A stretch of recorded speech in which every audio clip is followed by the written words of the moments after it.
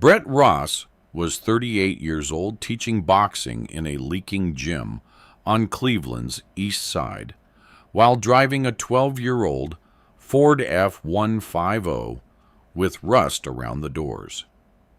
Most people thought he was a washed-up fighter, living off his wife's real estate money. Even Vanessa Ross believed that. What nobody knew was that 2 hours earlier, Brett had won a championship in Las Vegas, and the entire $2.4 million prize had already been transferred out of his name. The locker room still smelled like blood, sweat, and antiseptic when Vanessa walked in wearing a white designer coat, dropped the divorce papers onto the steel table beside his championship belt, and said, "We're done." Before we continue, tell me where you're watching from and what time it is in your city right now. And if you enjoy slow burn betrayal stories with real consequences, hit subscribe. Tomorrow's story gets even colder. Most people in Cleveland had forgotten Brett Ross long before he ever stepped back into a cage. 10 years earlier, his name had floated through Midwest MMA circles like a quiet warning. Strong hands, heavy counterpuncher, impossible to pressure once he settled into rhythm. At 28, he had been one win away from signing a developmental UFC contract in Chicago. Then his knee exploded during a regional title fight in Detroit. Not torn, not strained, exploded.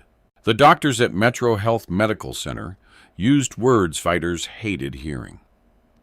Structural damage, long recovery, reduced mobility, permanent instability. Within 18 months, the phone calls stopped. Promoters moved on fast. Fans moved on faster. Cleveland forgot him. The way cold cities forgot most men who almost became something. Now at 38, Brett spent most mornings unlocking South Harbor Fight Club before sunrise, while lake effect snow drifted across the empty parking lot outside. The gym sat between a pawn shop and an abandoned tire warehouse on East 55th Street. The sign above the entrance had lost 3 letters years ago. Water stains spread across the ceiling tiles. Half the lockers no longer closed properly. Brett never complained. At 5 a.m., he swept the mats himself. At 6 o'clock, construction workers came in for boxing cardio before their shifts. At 4 p.m., teenagers from the neighborhood filled the gym after school because Brett charged almost nothing. Some paid $20 a month. Some paid nothing at all. The heavy bags were old enough to split open along the seams. Brett patched them with black duct tape instead of replacing them.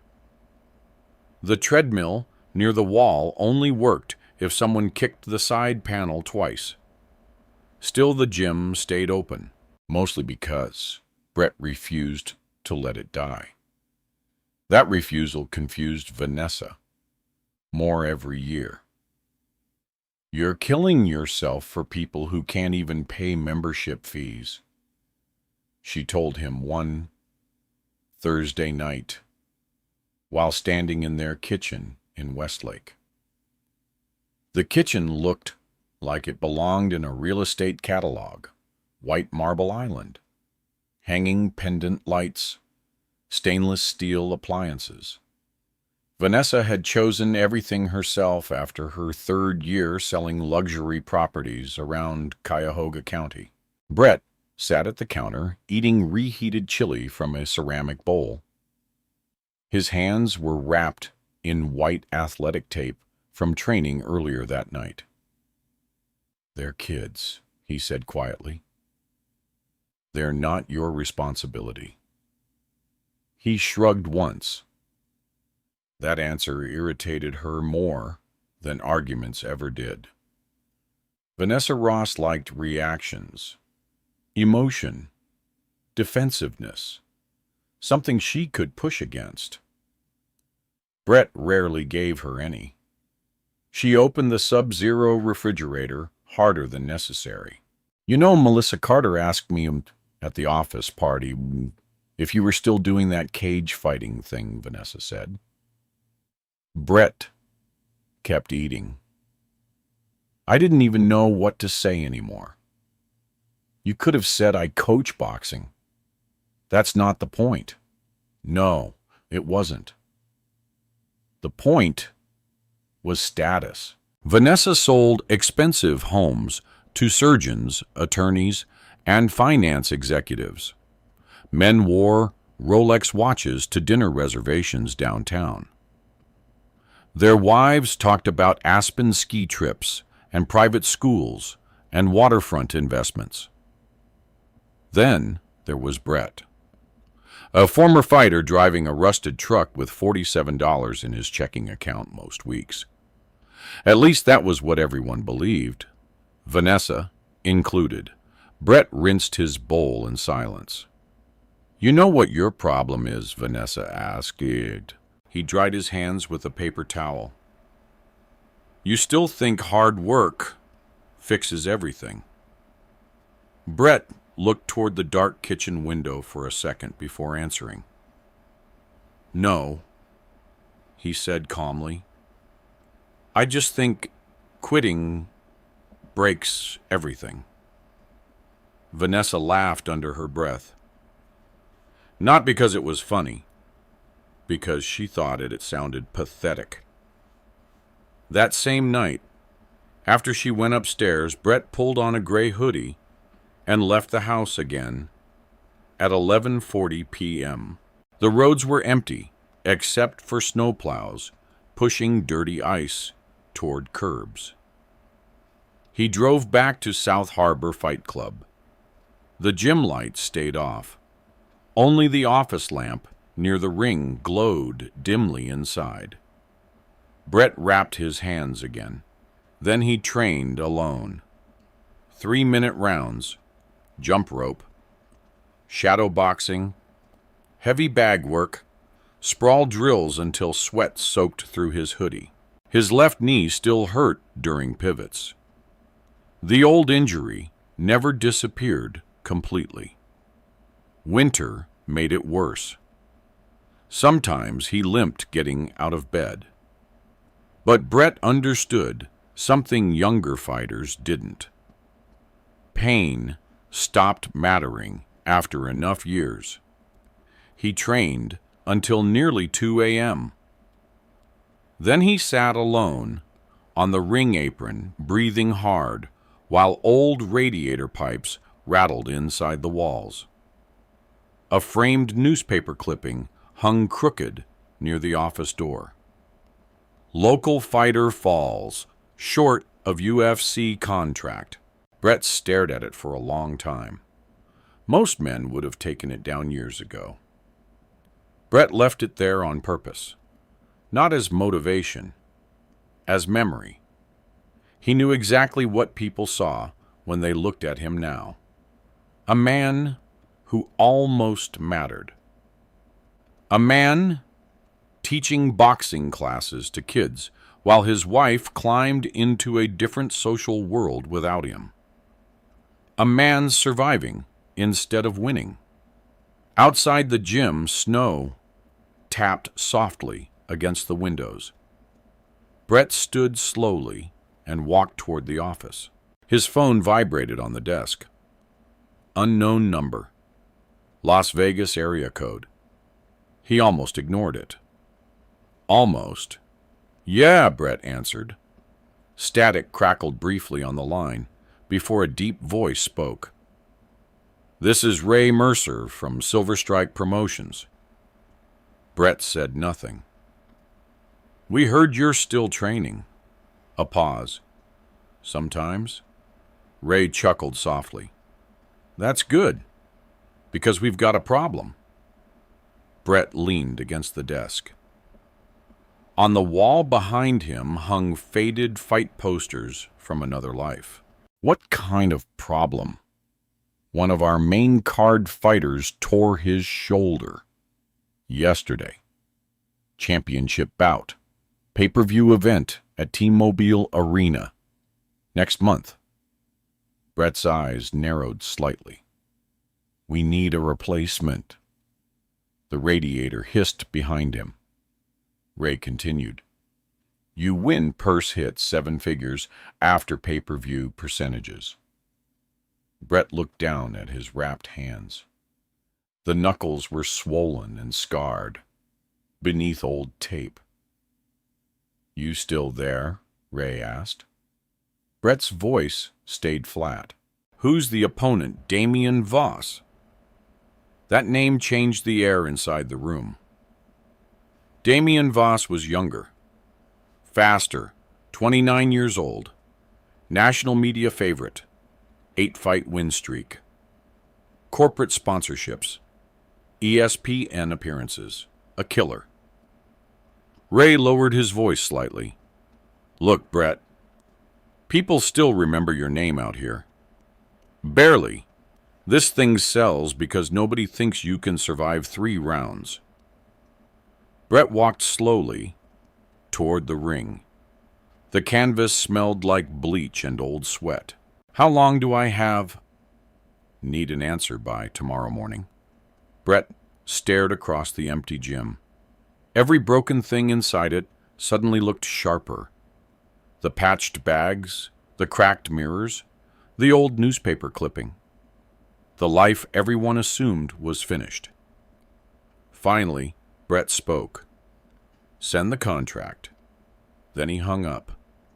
Upstairs in their house across the city, Vanessa Ross was already asleep beside a charging phone full of unread messages from Derek Holloway. And for the first time in years, Brett Ross stood completely still in the middle of the dark ring and realized the world was about to make a very expensive mistake. Vanessa Ross understood presentation better than most people understood honesty. That was why clients trusted her. By 36, she had become one of the top luxury real estate agents in Cuyahoga County. She sold restored lakefront homes in Bratenahl, glass-walled penthouses downtown, and gated properties in Hunting Valley, where security cameras cost more than most cars. She knew how wealthy people wanted things to look. Perfect kitchens, perfect lighting, perfect marriages, especially perfect marriages. Online, Vanessa and Brett still looked solid. Anniversary dinners at Marble Room Steakhouse. Christmas photos in coordinated winter coats. A smiling couple holding champagne glasses during charity events downtown. The comments underneath her Instagram posts always sounded the same. You two are relationship goals. Real love still exists. So inspiring after all these years. Vanessa liked those comments. She read nearly all of them. Brett never did. At home, the performance disappeared fast. Their house in Westlake had become quiet. In the dangerous way, wealthy homes often became quiet, not peaceful, controlled. Conversations shortened into logistics. Dry cleaning, mortgage auto pay, dinner reservations. Who was picking up groceries? Some nights, they barely spoke at all. Brett noticed the changes long before he admitted them to himself. Vanessa stopped asking how training went, stopped attending amateur fights at the gym, stopped touching him casually in kitchens or hallways. The distance came slowly enough to seem temporary. At first, then it stayed. One Friday evening, Brett walked into the kitchen after a 12-hour day at South Harbor Fight Club and found Vanessa sitting at the marble island with her laptop open. She was still wearing heels from work. Black blazer, gold earrings, hair perfectly straightened. 2 wine glasses sat nearby. Only one had been used. "You had company?" Brett asked. Vanessa closed the laptop halfway. "Just Derek." Brett pulled a bottle of water from the refrigerator.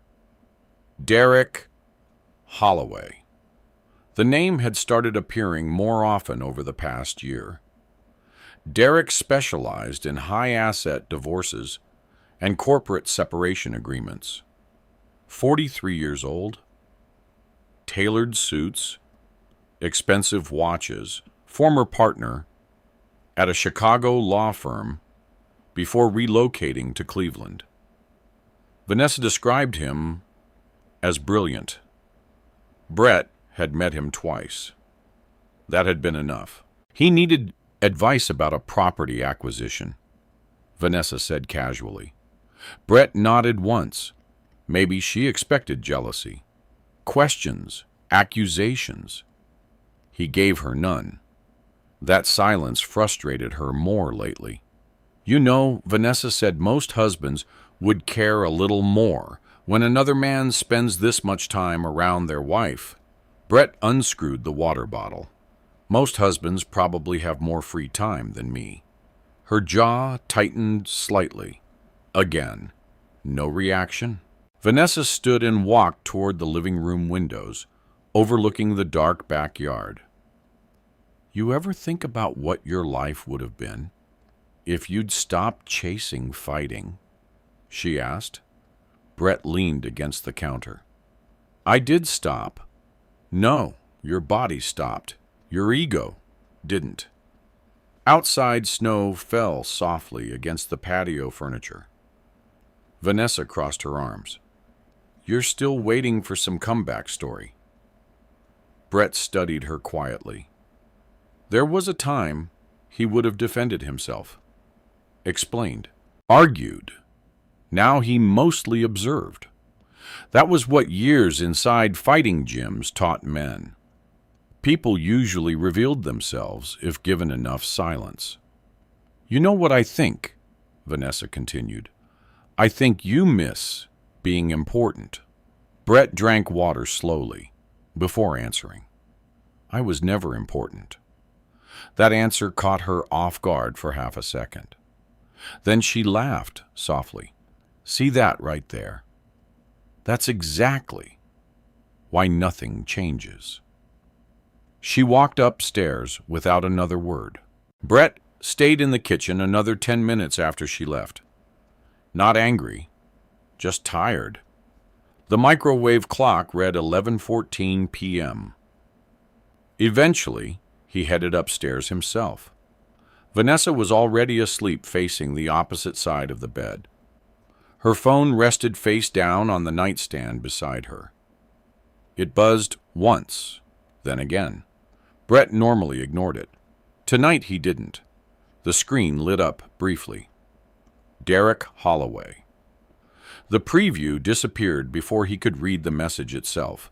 Brett stared at the phone for several seconds, then looked at Vanessa, sleeping peacefully beside him.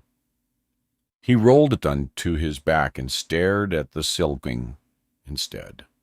The next morning, Brett woke before dawn as usual. He drove through icy streets toward the gym, while local sports radio discussed college football recruiting scandals and Brown's off-season rumors. Nobody mentioned his comeback fight yet. Silver Strike Promotions hadn't announced the replacement publicly. At South Harbor Fight Club, Brett trained harder than he had in years.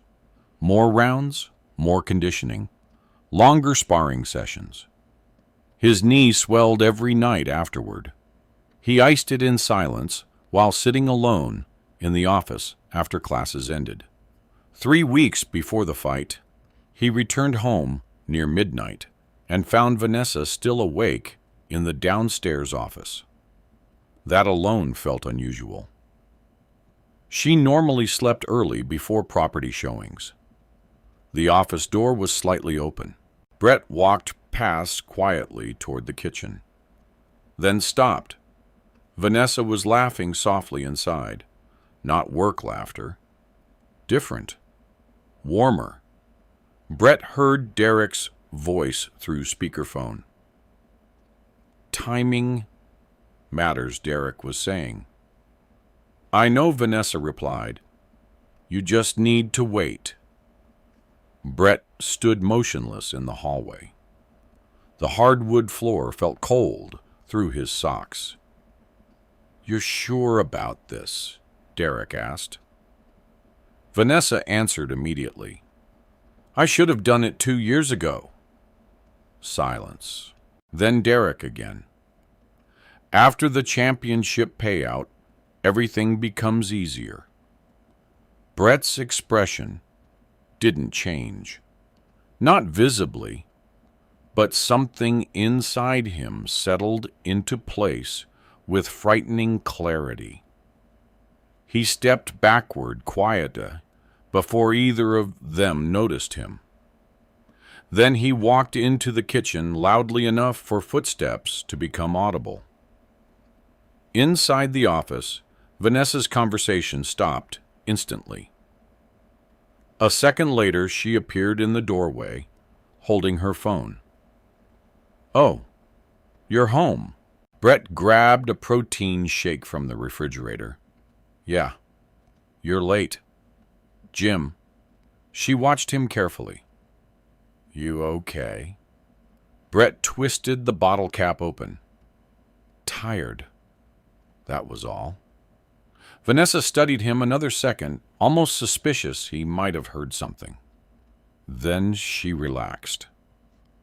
Derek's helping with a commercial contract dispute, she explained casually. Brett nodded while drinking. No questions. Again. Later that night, Vanessa fell asleep first. Rain tapped softly against the bedroom windows. Brett sat beside the bed, scrolling through training footage on his phone. Vanessa's iPad rested charging on the dresser nearby. The screen suddenly lit up. A message banner appeared across the top. Derek Holloway. Wait until after the championship payout clears. Brett stared at the words. Then another message arrived. You'll have leverage once the money lands. The room stayed silent, except for rainfall. Brett walked slowly across the bedroom. He picked up the iPad. No passcode. Vanessa had stopped hiding things carefully because she believed Brett wasn't paying attention anymore. That was her first real mistake. The message thread opened instantly. Weeks of conversations, mentions of payout schedules, asset division, timing, strategy. One message from Vanessa stopped him cold. He doesn't even realize what's coming. Brett read the sentence twice. Not because it shocked him, because it confirmed something he had spent months refusing to name directly. This marriage was already over. Vanessa just wanted the timing to benefit her financially. He placed the iPad back exactly where it had been. Then he returned to bed without waking her. The darkness inside the room felt different now, cleaner, more honest. Vanessa slept peacefully and inches away from him while winter rain slid down the glass outside. Brett stared into the darkness for nearly an hour, before finally reaching toward the nightstand and grabbing his phone. At 1:12 a.m., he opened the contact information. Silver Strike Promotions had emailed him. Then he scrolled lower. One more number sat underneath it. Caroline Pierce, financial structuring attorney. Brett looked once toward Vanessa sleeping beside him. Then he pressed call. Caroline Pierce worked on the 22nd floor of a quiet office building on Euclid Avenue where wealthy people solve problems without raising their voices. No giant logo outside, no polished reception theater, no framed motivational quotes hanging on walls. Just dark wood floors, soft lighting, and a receptionist who spoke like every sentence cost money. Brett arrived at 8:10 the next morning, wearing faded jeans, work boots, and a navy hoodie pulled over a thermal shirt. Snow melted off his shoulders as he stepped into the office lobby. The receptionist glanced at him once, not judgmental, just surprised. "Mr. Ross?" she asked. Brett nodded. "Ms. Pierce is expecting you." The office overlooked downtown Cleveland through floor-to-ceiling windows streaked lightly with winter rain. Caroline Pierce stood near the glass, holding a tablet when Brett entered. She looked younger than he expected, early 40s, sharp features, dark green suit, hair tied back tightly, no wasted movement, no unnecessary smile. "You called at 1 in the morning," she said calmly. Brett sat across from her desk. "Sorry. You sounded like someone who finally stopped lying to himself." That earned the smallest reaction from him. Caroline noticed. "You fight professionally long enough," she continued. "You learn how men sound when they've been hit hard." Brett leaned back slightly. "I need advice before my fight contract gets finalized." Caroline opened a folder already sitting on her desk. She had done research overnight. That told Brett immediately what kind of attorney she was. "You're married 11 years, she said. "Ohio equitable distribution laws. No prenup. Prize money could absolutely become contested property depending on timing and structure." Brett stayed silent. Caroline studied him for a moment. "Tell me what's really happening." Outside the windows, traffic crawled through wet downtown streets. Brett looked toward the skyline before answering. "My wife's waiting until after the payout to leave." "Evidence?" "Yes."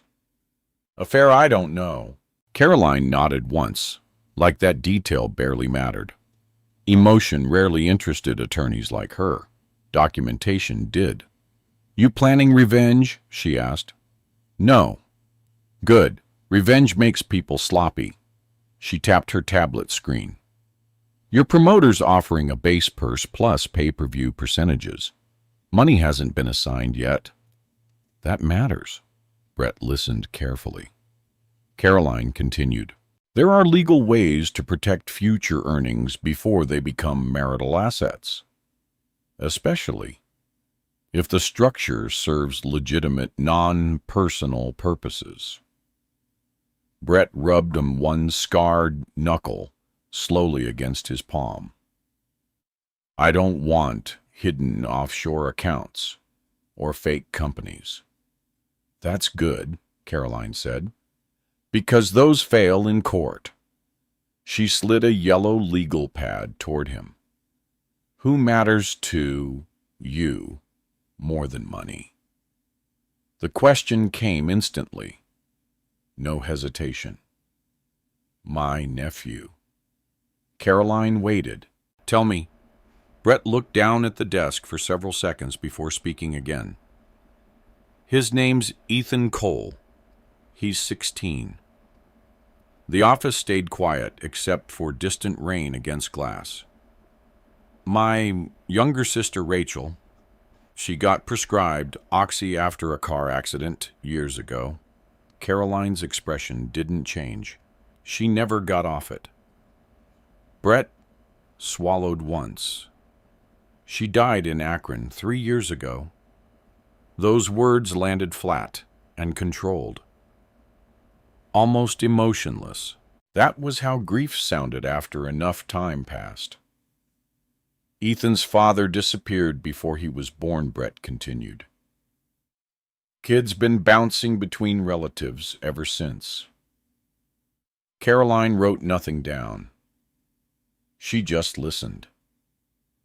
I've been paying for his school clothes, food sometimes, basketball fees, whatever I can. And if you win this fight, Brett looked toward the rainy city again.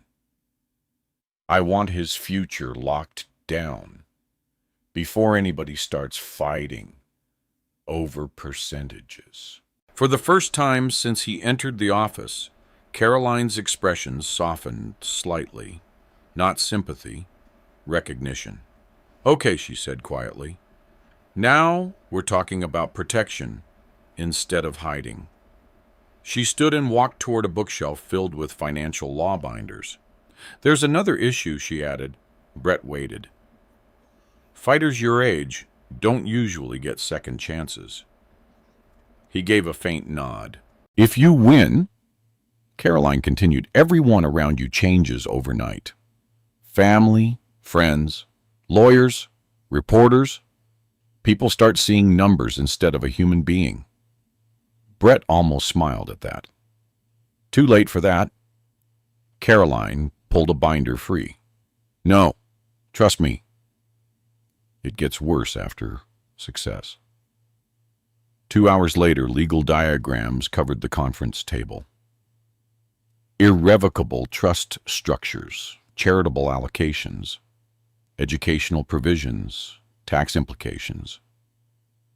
Brett read every page carefully. He didn't pretend to understand all of it immediately, but he asked precise questions. What can be challenged?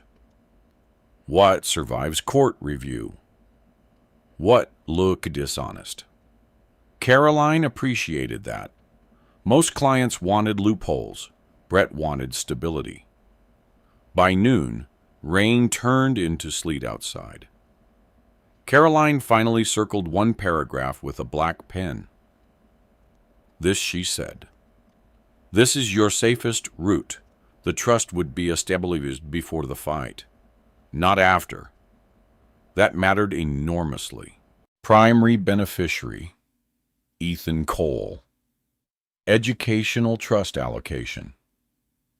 Secondary allocation, neurological trauma. Recovery grants for retired combat athletes. Independent trustee management. No direct personal control afterward. Clean, defensible, legitimate, most importantly, legal. Brett stared at the paperwork silently. You sure about this? Caroline asked. It's the right thing. No, she corrected calmly. I'm asking if you're emotionally prepared. Brett frowned slightly. If your wife files after this happens, there is no going backward emotionally. You understand that?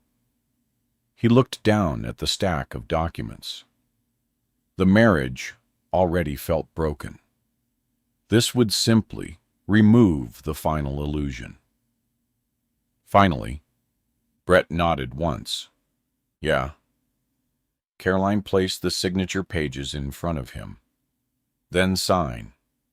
The pen felt strangely heavy in his hand. Outside downtown, Cleveland disappeared beneath gray winter fog while Brett Ross quietly signed away future control of money he hadn't even earned yet, page after page. Initials, dates, witness acknowledgments. When it finished, Caroline collected the documents carefully into a dark navy folder. No one besides us, the trustee, and your financial manager knows this exists, she said. Brett stood slowly.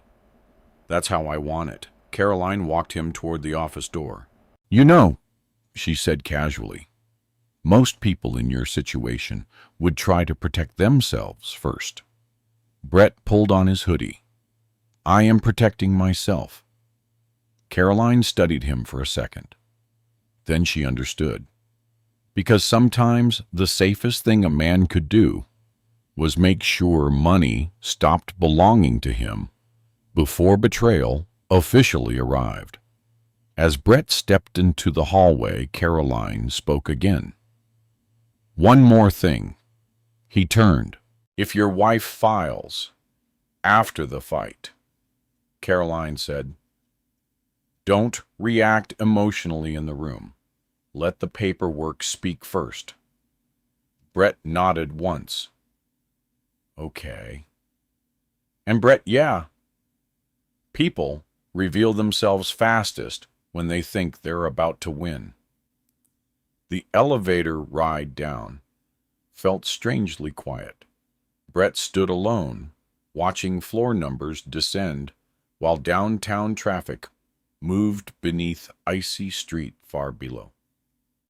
When the elevator doors opened into the parking garage, cold wind swept inside immediately. His old Ford started rough on the second ignition attempt. The heater barely worked. None of that bothered him anymore. At a red light near Prospect Avenue, Brett's phone vibrated through the center console. "Vanessa." He answered through Bluetooth. "Hey." Her voice sounded unusually warm. "You still at the gym number downtown?" "Oh." A pause. "You want to do dinner tonight?" Brett looked through the windshield at slush spraying behind passing cars. "Sure. There's a new steak place opening near Crocker Park. Melissa and her husband invited us." Another pause. "They'll probably ask about the fight." Brett understood the subtext immediately. "Don't embarrass me." "That okay, Vanessa?" asked carefully. "Yeah?" Her tone brightened slightly. "Good. Wear something nice, okay?" The call ended. Brett drove the remaining 20 minutes through gray winter traffic, thinking about how strange human behavior became around money people hadn't even seen yet. That night at dinner, Vanessa smiled constantly. She touched Brett's arm while talking, laughed louder than usual, introduced him proudly as "my husband, the fighter." Melissa Carter's husband even bought Brett a whiskey after hearing about the Vegas comeback. Everyone at the table suddenly sounded impressed, hopeful, interested. Brett noticed all of it, Vanessa especially, because for the first time in years, she looked at him the way ambitious people looked at rising stock prices. Not with love, with calculation. And sitting there, beneath expensive restaurant lighting, while Vanessa smiled beside him beautifully for strangers, Brett realized something cold and permanent. She already thought the money belonged to both of them. What Vanessa Ross didn't know was that less than 8 hours earlier, Brett had legally removed himself from ownership before she ever filed a single document. Ket, Thuk, Fon 4, Font and 5. Las Vegas looked artificial even at midnight. Artificial lights, artificial waterfalls, artificial smiles. Everything on the Strip existed to convince people they were richer, luckier, or more important than they actually were. Brett Ross noticed that within 5 minutes of arriving. His flight landed just after 9:30 p.m. 3 black SUVs from Silver Strike Promotions waited outside Harry Reid International Airport, lined neatly beside the curb, while photographers hovered nearby, hoping for celebrity sightings. Brett climbed into the last SUV, carrying only a black duffel bag and a winter coat from Cleveland. No entourage, No nutritionist. No social media team filming content. Just him. The driver glanced at him through the rearview mirror. "You, Ross." "Yeah." The driver nodded once and pulled onto Paradise Road toward the Strip. Gigantic LED screens flashed advertisements across glass towers outside the window. Casinos glowed against the desert darkness like giant electrical fires. Brett stared quietly at everything passing by. He had fought in Vegas before. Smaller venues mostly. Never anything this large. Never T-Mobile Arena. Never a pay-per-view main event. The fight announcement had exploded online 3 days earlier. Most reactions sounded identical. Brett Ross is too old. This is a setup fight. Damian Voss is going to destroy him. Even sports analysts treated the matchup like a retirement ceremony, disguised as competition. ESPN's morning panel gave Brett less than a 10% chance of surviving 5 rounds. One commentator actually laughed while discussing the fight. Silver Strike basically dragged a mechanic out of Cleveland for this. Brett watched the clip once, then never again. By the time that the SUV reached the Aria Resort, cameras already waited outside the entrance. Flashbulbs exploded the moment Brett stepped out. Questions flew immediately. "Brett, are you worried about ring rust? How bad is the knee really? Is this your final fight no matter what?" Brett ignored most of them. A Silver Strike employee guided him through the lobby quickly. The hotel smelled like expensive cologne-polished marble and casino cigarette smoke drifting faintly from downstairs gaming floors. Everything inside looked impossibly clean, too clean. Brett preferred gyms. Real places sweated. His room sat on the 32nd floor overlooking the Strip. Massive windows stretched from floor to ceiling. Somewhere far below, traffic moved like glowing veins through the city. Brett dropped his duffel beside the bed. Then immediately unzipped it. Hand wraps, mouthpiece, training shoes. Routine mattered. That was how fighters stayed calm. His phone buzzed. "Vanessa, you make it?" she asked. "Yeah." "How's the hotel big?" She laughed softly. "That's your review." Brett looked across the room. "Pretty much." Vanessa sounded different lately. Lighter. More attentive. Especially after the fight announcement became public. "I fly in tomorrow morning," she said. "Silver Strike booked me first class." "Okay. You should see the media coverage, Brett. This thing's huge." He sat on the edge of the bed slowly. "You excited?" Vanessa asked the question carefully. Brett thought about it. "No," he answered honestly. "Focused." A pause followed. Then Vanessa said, "Well, try to look happy sometimes this week. Cameras are everywhere." The line disconnected shortly afterward. Brett placed the phone face down on the nightstand and stared through the glass windows toward the neon skyline. Vegas rewarded appearance more than substance. That made it dangerous. The next morning, Silver Strike organized open workouts at a promotional gym near the arena.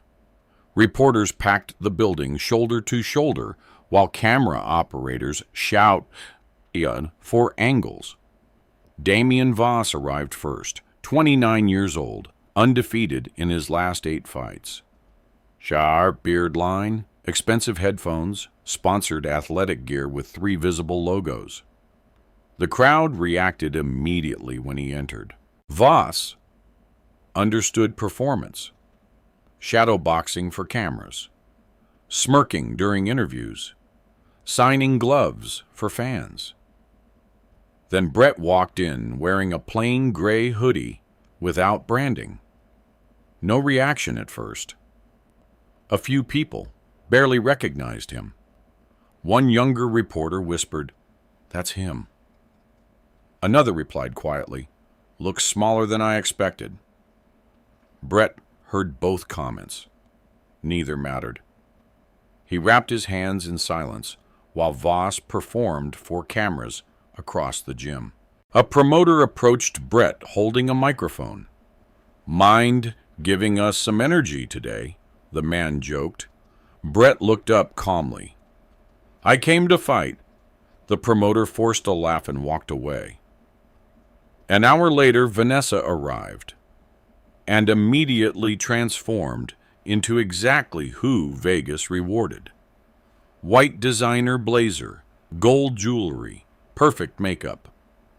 She moved through the crowd, naturally smiling for photographers and greeting sponsors like she belonged there. People noticed her instantly, especially men. Brett watched from the ring corner while Vanessa laughed beside a group of executives holding cocktails near the VIP section. One of them was Derek Holloway.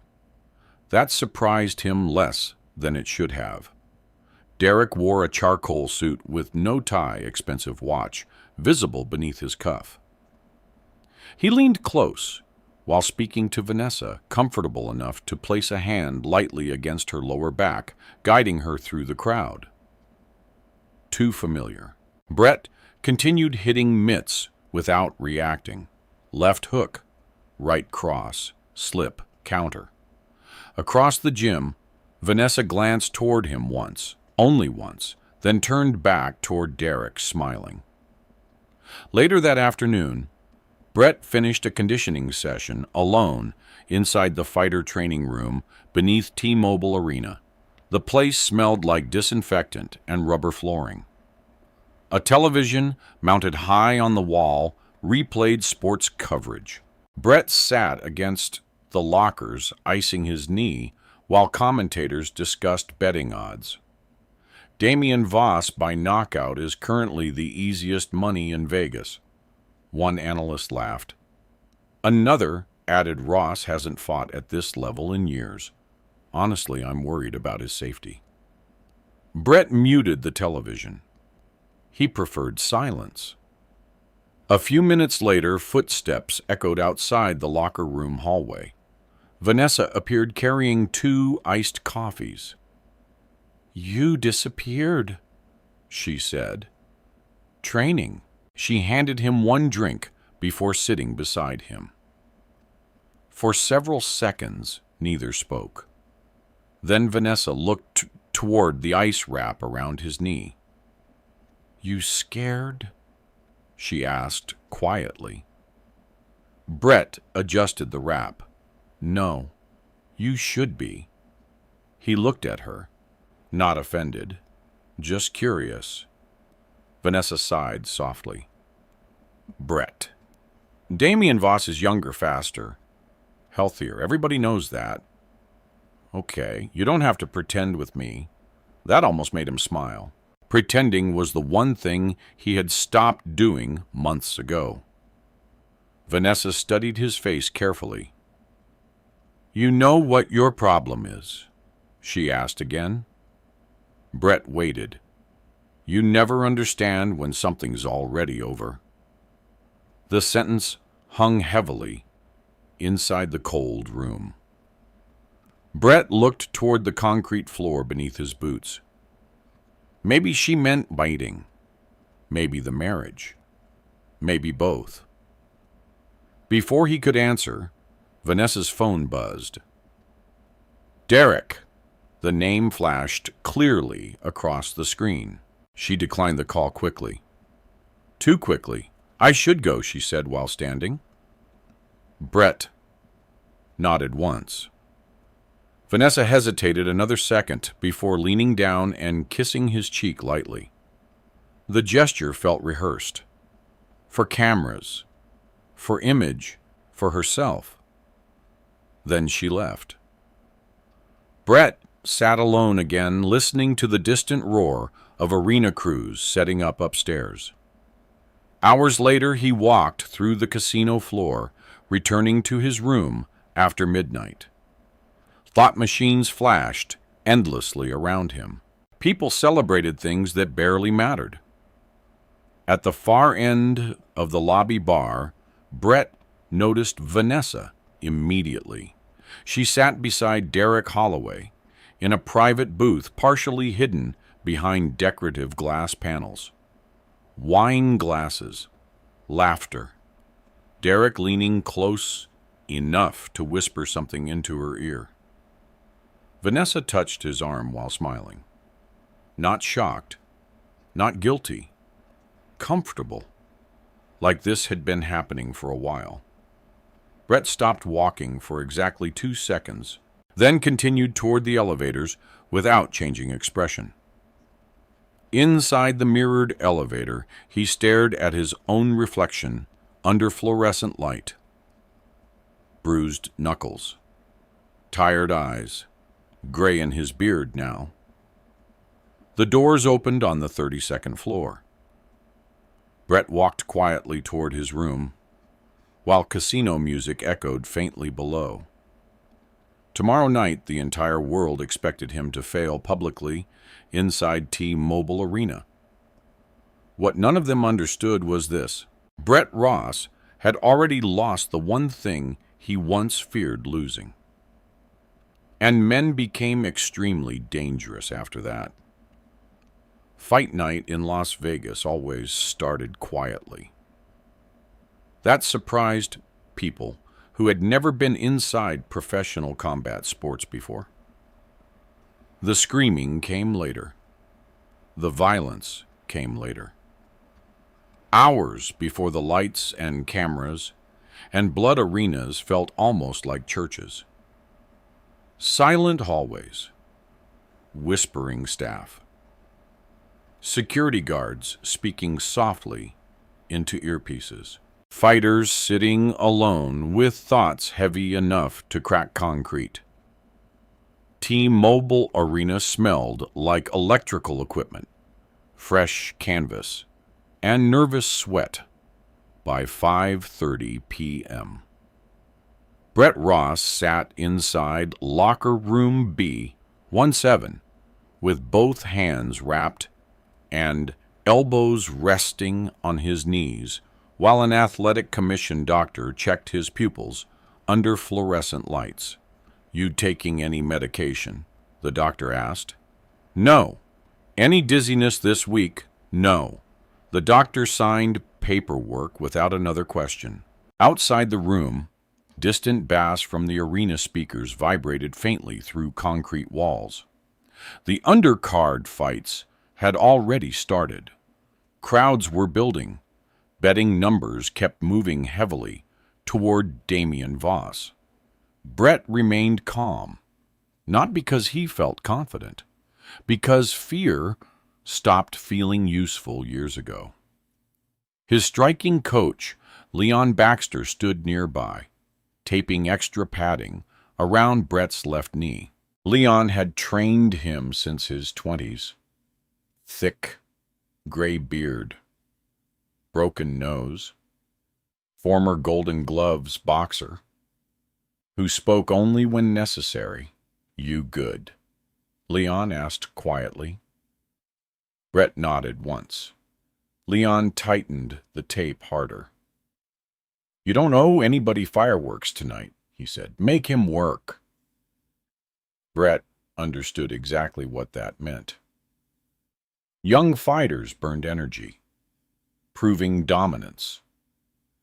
Old fighters survived by making younger men impatient. A production assistant knocked briefly before opening the door. "Walk out in 25. Brett stood slowly, his knee already hurt. That was normal now. Across the arena, Damian Voss entered his own locker room, surrounded by cameras, sponsors, and social media staff recording everything for content clips. Silver Strike loved Voss. He looked marketable, spoke well on television, dressed like luxury advertising. Even his warm-ups looked expensive. Brett watched part of Voss's entrance on the locker room television, mounted high near the ceiling. The commentators sounded almost amused, discussing the matchup. Honestly, one of them said this feels more like a farewell appearance for Brett Ross than a competitive fight. Another laughed lightly. If Ross makes it past round 3, I'll be impressed. Leon muted the television immediately. Noise, he said. Brett appreciated that. At 6:12 p.m., Vanessa entered the locker room. White dress, diamond earrings, hair perfectly styled. She looked more prepared for a charity gala than a championship fight. Brett noticed she carried herself differently tonight, lighter, almost excited, like someone already anticipating the next chapter of life. You nervous? Yet she asked softly. Brett adjusted the tape around his wrist. No. Vanessa smiled faintly. You always say that. She stepped closer and fixed the collar of his black walkout hoodie. The gesture looked intimate, caring. But Brett noticed something strange immediately. She avoided eye contact. People did that when they carried rehearsed emotions. You know, Vanessa said quietly, whatever happens tonight, I hope you're proud of yourself. That sentence landed oddly. Too final. Too carefully worded. Brett looked directly at her for what Vanessa hesitated. Then smiled again. For trying. There it was, the assumption underneath everything. That he was already beaten. Outside the locker room, crowd noise swelled louder as another undercard knockout finished upstairs. The walls vibrated faintly. A staff member appeared again. 10 minutes. Vanessa kissed Brett lightly on the cheek. Cold lipstick. Expensive perfume. Then she left without saying good luck. Leon watched the door close behind her. Neither man spoke for several seconds. Finally, Leon said quietly, You already know, don't you? Brett stared toward the concrete floor. Yeah. Leon nodded once. No further explanation needed. Some truths became obvious long before words confirmed them. At 6:26 p.m., arena staff lined Brett up inside the dark fighter tunnel beneath T-Mobile Arena. Music thundered overhead. Pyrotechnic smoke drifted through colored lights. Thousands of people screamed somewhere beyond the tunnel opening. Brett rolled his shoulders slowly, while cameras circled nearby. A production coordinator shouted over the noise. Ready. Brett pulled his hood up, then walked forward. The crowd reaction hit immediately. Loud. Not supportive. Curious. Vegas audiences loved spectacle more than loyalty. Some cheered. Some booed. Most expected violence. Large screens overhead flashed old footage from Brett's early career, while announcers repeated his comeback narrative dramatically. Former contender. Career-ending injury. One last chance. The story sounded designed for nostalgia, not victory. Brett climbed into the cage calmly. Across from him, Damian Voss bounced lightly on his feet, already sweating with adrenaline.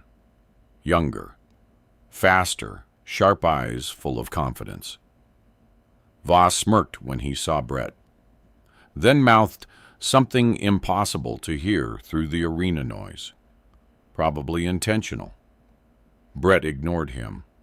Bruce Halpern, the veteran referee, called both fighters forward for instructions. "Protect yourselves at all times," he repeated professionally.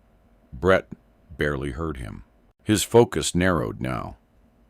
Crowd noise faded. Lights blurred. Only movement mattered. The bell rang. Round 1 started fast. Too fast. Voss attacked immediately with combinations designed to overwhelm older reflexes.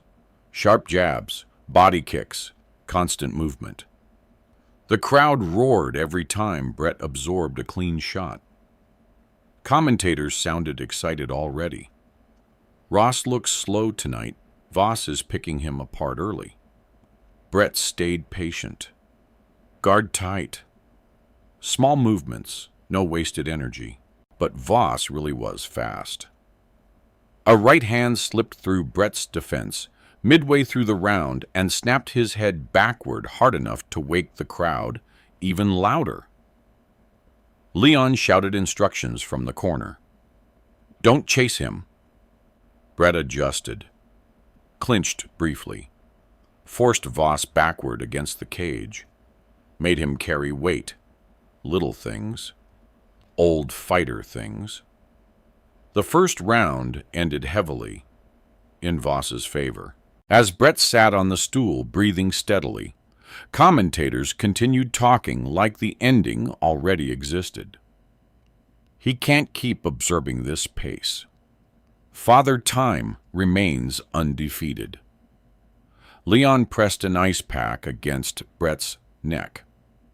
"You seeing him now?" "Yeah." "You're loading too early." Brett nodded.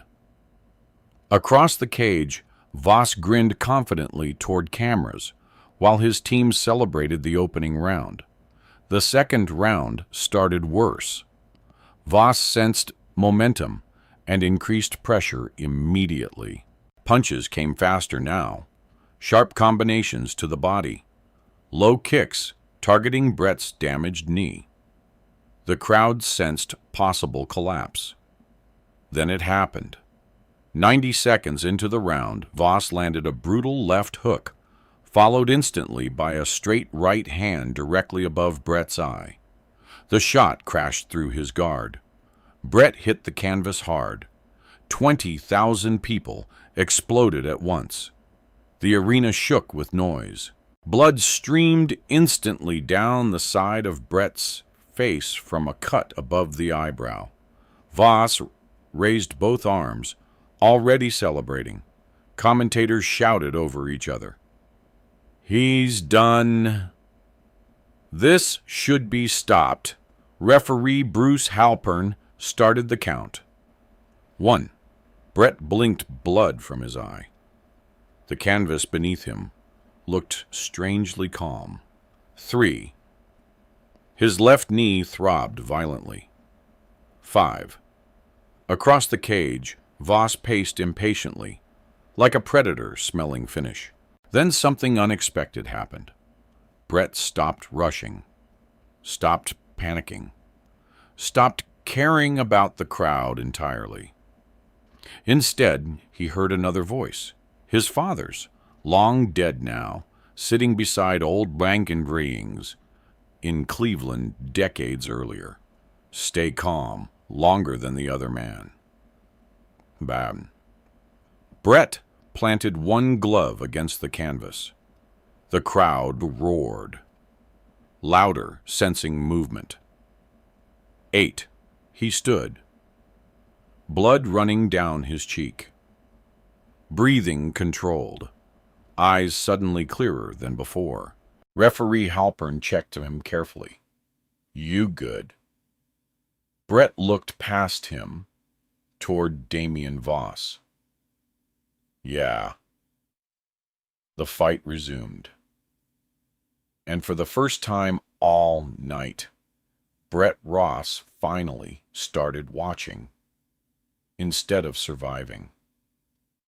The moment Brett Ross stood back up, the entire arena changed. Not emotionally, physically.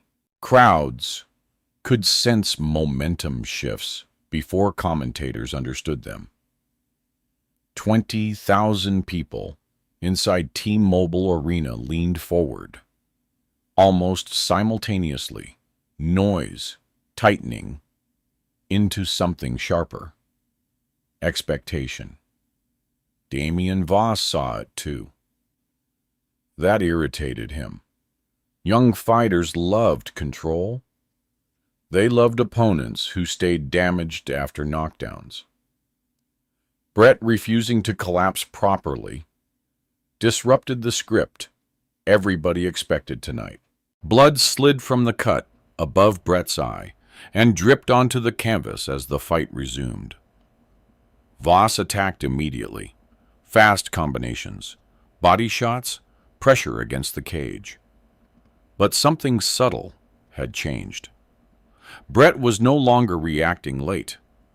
Now he was reading.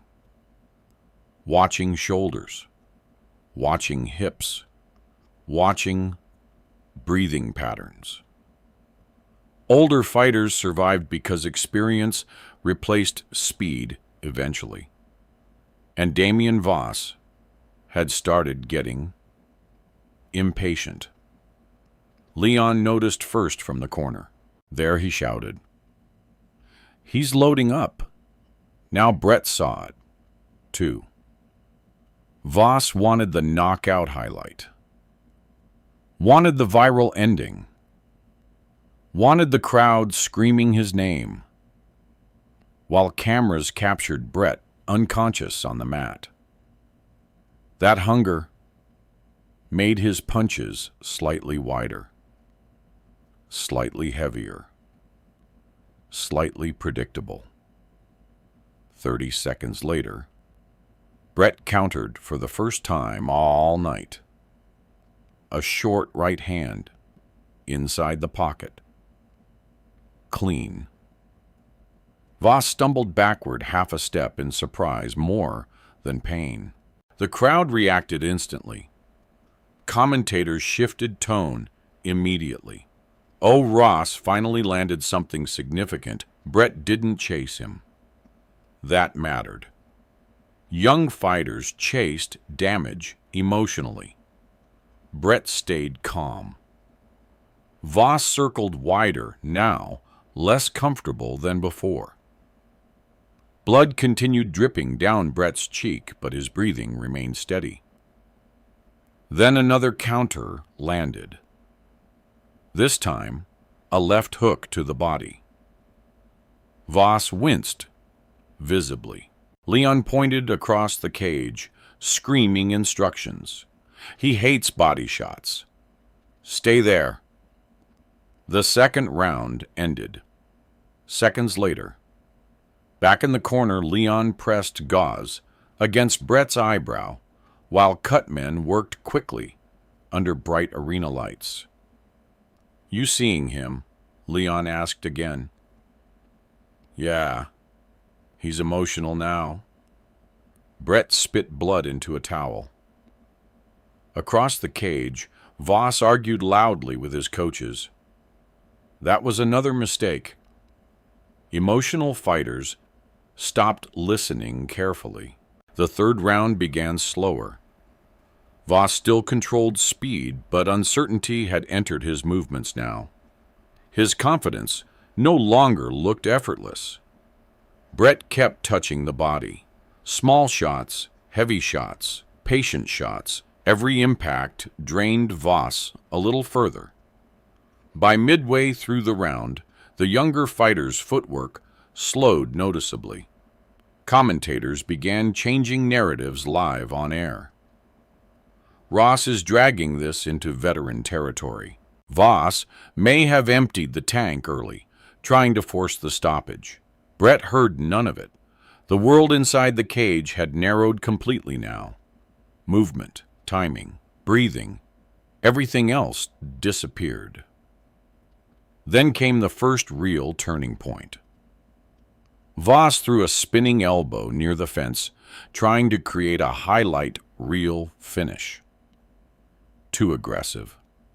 Too desperate. Brett slipped underneath it. Counter right hand, directly on the jaw. The sound cracked through the arena microphones. Voss staggered sideways hard. The crowd exploded. For the first time all night, Damien Voss looked frightened. Not visibly, but Brett saw it. Experienced fighters always recognize the moment confidence cracked.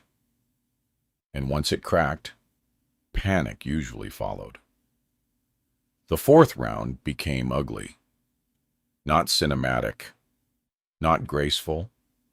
Real fights rarely were. Sweat sprayed under bright lights. Breathing turned ragged. Gloves dragged slower across exhausted bodies. Voss kept trying to regain control with flashy combinations. Brett kept dismantling him quietly. Body shots, clinch pressure, short counters, nothing emotional, nothing wasted. At one point, cameras caught Vanessa Ross sitting cage-aside beside Silver Strike executives. Her smile had disappeared completely. She leaned forward tightly, gripping the edge of her chair now. Because something dangerous was happening. Brett might actually win. And winning changed everything. Halfway through the fourth, Voss landed another clean kick to Brett's damaged knee. Pain shot upward instantly. Brett nearly lost balance. The crowd roared again, sensing weakness. But he recovered immediately. No frustration, no anger, just adjustment. That calmness started infecting the entire fight. Voss became louder, Brett became quieter. One man forcing moments, the other waiting for them. By the fifth and final round, both fighters looked exhausted beneath the lights. The judges' scorecards likely remained close enough to matter. Silver Strike executives watched nervously from VIP seating now. The easy marketing narrative had disappeared. This was no longer a showcase. This had become survival. The bell rang for the final round. Leon grabbed at Brett's shoulders before he stepped forward. "You don't need perfect," he said. "You need one mistake." Brett nodded once. Across the cage, Damien Voss bounced heavily on tired legs while blood dripped from his nose. Then the final round began. Voss attacked recklessly, almost immediately. Too aggressive, too eager. Exactly what Brett had waited for. The younger fighter launched a wide combination near center cage, trying to overwhelm him with volume. Left hook, right hand, body kick. Brett slipped backward half a step, watched, calculated, then saw it. Voss dropped his right hand, returning from the combination, only for a fraction of a second. But long enough. Brett planted his feet, turned his hips, and fired a counter right hand directly through the opening. Perfect timing. Perfect angle. The punch landed flush against Damien Voss's jaw with horrifying precision. The entire arena gasped at once. Voss's body froze upright for a split second, then collapsed sideways onto the canvas. Hard. The sound echoed sickeningly through the cage. Crowd noise detonated instantly. People screamed. Commentators shouted over each other. Leon jumped onto the cage wall. Referee Bruce Halpern dove into position, beginning the count. But halfway through it, he stopped. Damien Voss wasn't getting up. Brett stood silently in the center of the cage, breathing hard, while blood continued running from the cut above his eye. No celebration yet, no screaming, just exhaustion. Then Bruce waved both arms. "Fight over!" T-Mobile Arena erupted.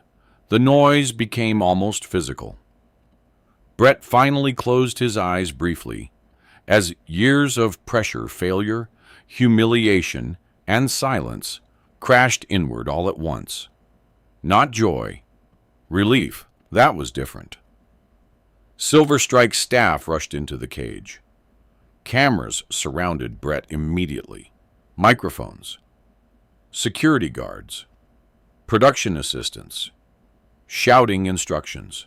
Someone wrapped a championship belt around his waist while arena lights swept wildly through screaming crowds. Brett. Over here, look at camera 3. How does it feel? Brett barely processed any of it. Then Bruce Halpern raised his hand officially. Winner by knockout? The crowd roared louder. And new Silver Strike heavyweight champion. More screaming. Brett Ross. Confetti cannons exploded above the arena. The giant overhead screens flashed his bloodied face across 20,000 seats. Then came the announcement that changed the atmosphere completely. The ring announcer raised his voice dramatically. With tonight's championship victory and pay-per-view bonus structure, Brett Ross earns a total purse exceeding $2.4 million. That number hit the arena differently. People reacted to money faster than they reacted to courage. Phones appeared instantly across the crowd. Commentators started discussing future endorsements already. Sponsors, interviews, potential comeback stories. The world had changed in less than 30 seconds. Brett noticed Vanessa immediately afterward. She entered the cage, smiling brightly, for cameras, now arms wrapping around him carefully, while photographers swarmed nearby. The performance had returned.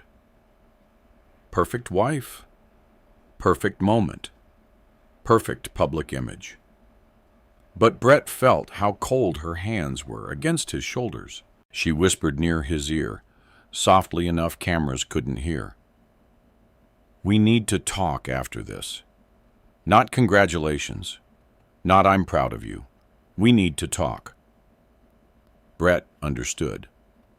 An hour later, after medical checks and interviews finally ended, he sat alone inside the fighter locker room beneath the arena. The adrenaline crash had started. Every bruise hurt now. His left knee throbbed violently. Stitches closed the cut above his eyebrow.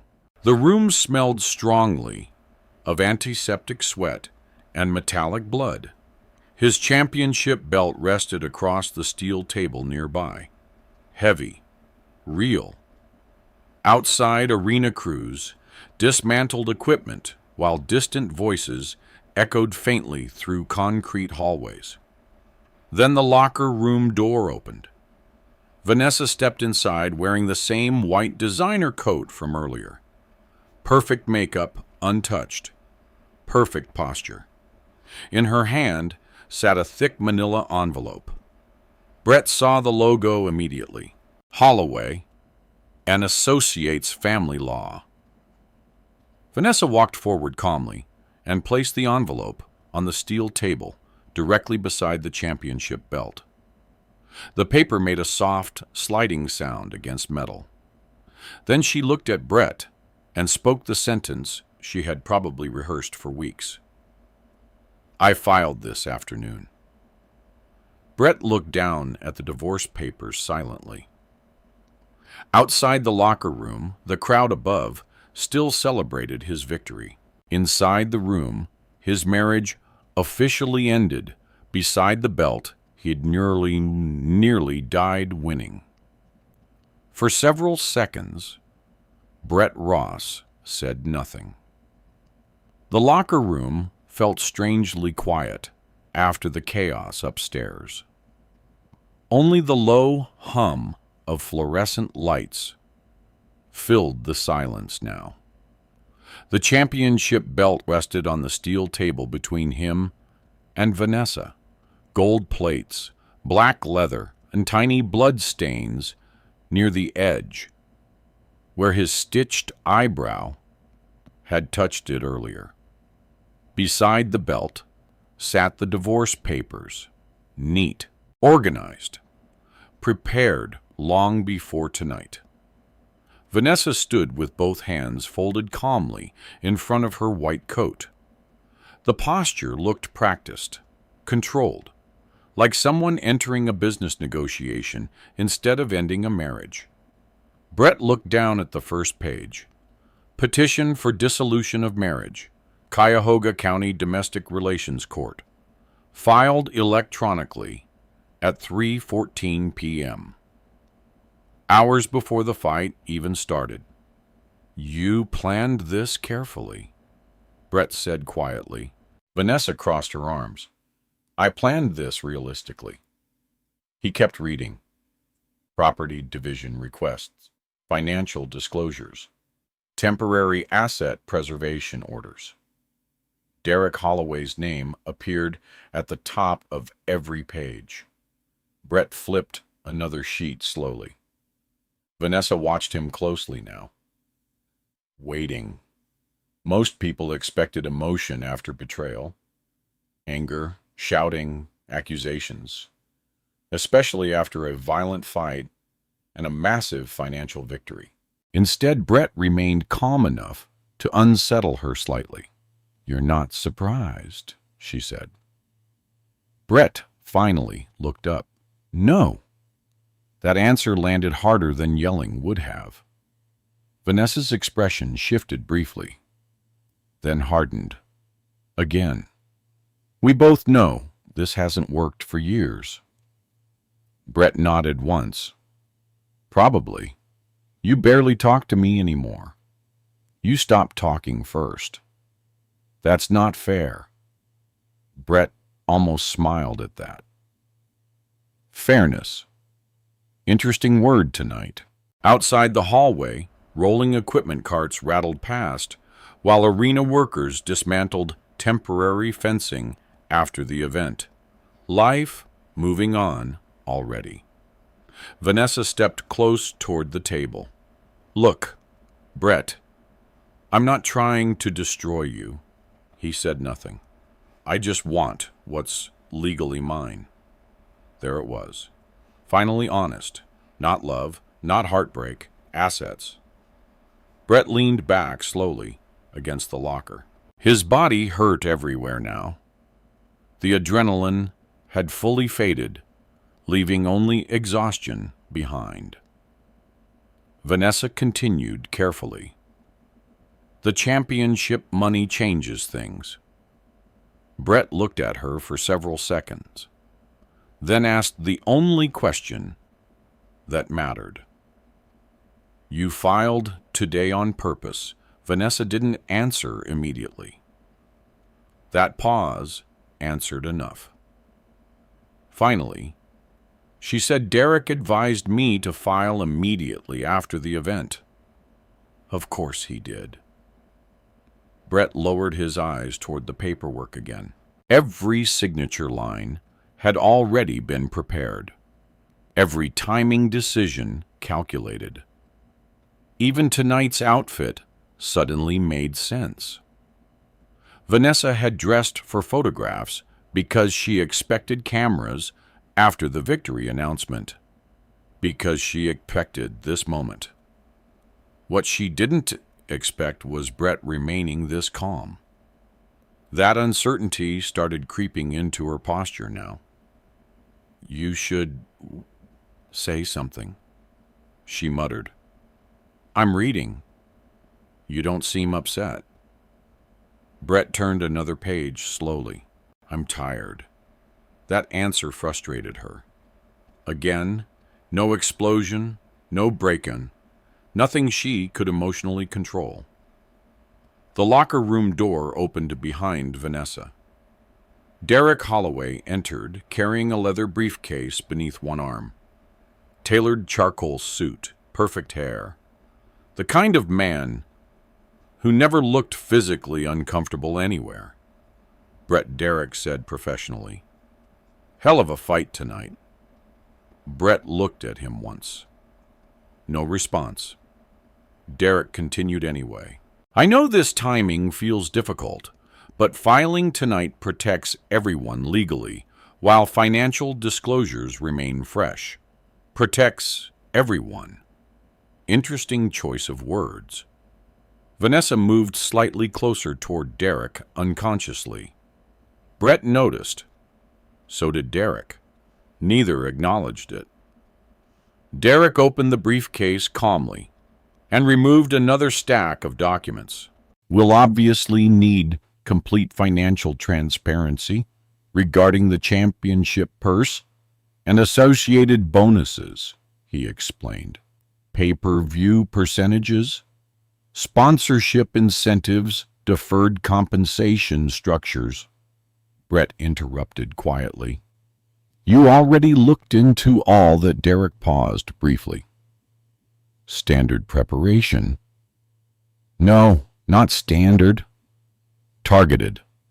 Brett understood now exactly how long these conversations had been happening behind closed doors. Vanessa folded her arms tighter. "Don't act shocked, Brett. Everybody knew this fight could change your financial situation. Everybody. Not us. Not our future. Your financial situation." Again, honesty slipped through accidentally. Derek sat the new documents beside the divorce papers. "If we cooperate early," he said smoothly, "this process can remain very clean." Brett stared at him calmly, then slowly reached down beside the bench near his duffel bag. Vanessa watched the movement carefully. So did Derek. Brett unzipped the side compartment quietly, then removed a dark navy folder. The exact folder Caroline Pierce had handed him weeks earlier in Cleveland. Derek's expression remained confident at first, until Brett placed the folder gently onto the steel table. "What's that?" Vanessa asked. Brett ignored her. Instead, he slid the folder directly toward Derek. "You should read it." Something in Brett's voice changed the room instantly. Not threatening. Certain. Derek frowned slightly before opening the folder. The confidence lasted maybe 10 seconds, then disappeared. Brett watched it happen carefully. First confusion, then concentration, then stillness. Derek flipped pages faster now. Trust structure documents, assignment agreements, beneficiary allocations, transfer instructions, legal timestamps. Each signature dated before tonight's fight, before the payout, before Vanessa filed. The room grew very quiet. Vanessa looked up between both men impatiently. What Derek didn't answer immediately. That alone alarmed her. He reread one paragraph carefully. Then another, his jaw tightened. "What is it?" Vanessa repeated sharply. Derek finally looked up. The purse wasn't assigned to Brett personally. Vanessa blinked. "What does that mean?" "It means the payout structure changed before the event." Her face tightened immediately. What are you talking about? Derek slid one document across the table toward her. Vanessa scanned it quickly without understanding most of the legal language. Trust beneficiary allocation, she muttered.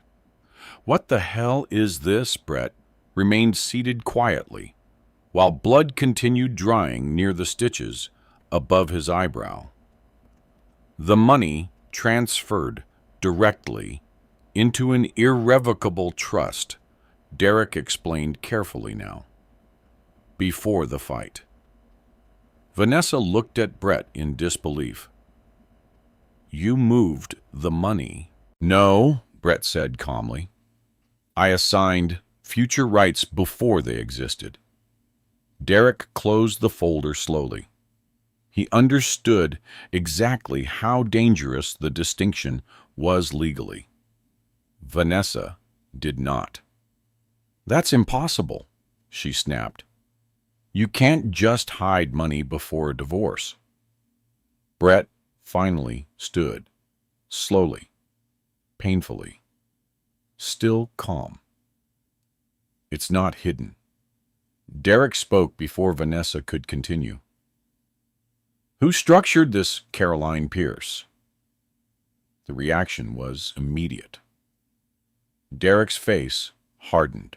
He knew the name. Every serious financial attorney in Cleveland knew the name. That explains it, he muttered quietly. Vanessa looked increasingly panicked now. No, this is fraud. This has to be fraud. Derek stayed silent.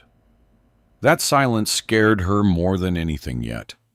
Because if Derek Holloway looked worried, the situation was serious. Brett walked toward the sink and rinsed blood from his hands beneath cold water. The faucet hissed softly in the silence. Behind him, Vanessa's voice sharpened. You knew I was filing. Brett dried his hands carefully before answering. Yes. Her breathing changed slightly. How long? A while. And you did this anyway. Brett turned toward her. Not angry, not triumphant, just tired. You waited for the payout, he said quietly. I waited for certainty. Vanessa stared at him, speechless. For the first time all night, she no longer looked in control. Derek reopened the folder, quickly scanning details again. Educational trust allocations, neurological recovery funding, independent trustee oversight, legitimate charitable structure, clean documentation, everything properly dated, everything legally positioned before the fight occurred. Then Vanessa suddenly froze, looking at one page longer than the others. Her eyes narrowed. Who's Ethan Cole Brett's expression changed slightly for the first time. Not weakness. Memory. My nephew. The kid from Akron, yes. Vanessa looked back down at the trust papers again. Large portions of the future payout belonged to Ethan's educational provisions. The rest supported combat athletes with brain trauma. Not Brett personally, not secretly, not illegally, purposefully. Vanessa slowly lifted her eyes back toward him. You gave it away. Brett held her gaze calmly. No, he said. I gave it somewhere safe. Outside the locker room hallway, reporters still shouted questions somewhere in the distance. Upstairs, thousands of fans celebrated the comeback victory of Brett Ross. But inside room B17, beneath T-Mobile Arena, Vanessa Ross realized the man she thought she understood had been planning quietly weeks ahead of her. And for the first time that night, she had absolutely no idea what to do next. The internet turned Brett Ross into a comeback legend before sunrise. By 7 knockout clips flooded sports pages across TikTok, Instagram, ESPN, and YouTube. The video of Damian Voss collapsing to the canvas had already passed 3 million views overnight. Headlines spread everywhere. The old man who refused to stay down. Brett Ross shocks Vegas. From forgotten fighter to millionaire. Nobody outside room B17 knew the championship celebration had ended with divorce papers on a steel table. Brett flew back to Cleveland alone the next afternoon. Vanessa stayed in Las Vegas an extra day. She claimed it was for legal meetings. Brett didn't ask questions. He sat beside the airplane window watching clouds pass beneath the wing while his body stiffened more painfully with every hour after the fight. The bruises had fully arrived now. Purple ribs, swollen knuckles, deep ache in his knee. Winning always hurt more the next morning. When the plane landed at Hopkins International Airport, a small crowd waited near baggage claim, holding phones and requesting photos. Brett signed autographs politely, took pictures with teenagers, shook hands with strangers calling him inspiration. Then he drove his old Ford F-150 through freezing rain toward South Harbor Fight Club. The gym smelled exactly the same as before he left. Rubber mats, bleach, sweat-soaked into old canvas. That helped. Nothing inside the building cared about headlines. A group of teenagers training near the ring exploded with excitement the moment Brett walked through the door. "Coach, no way you knocked him out."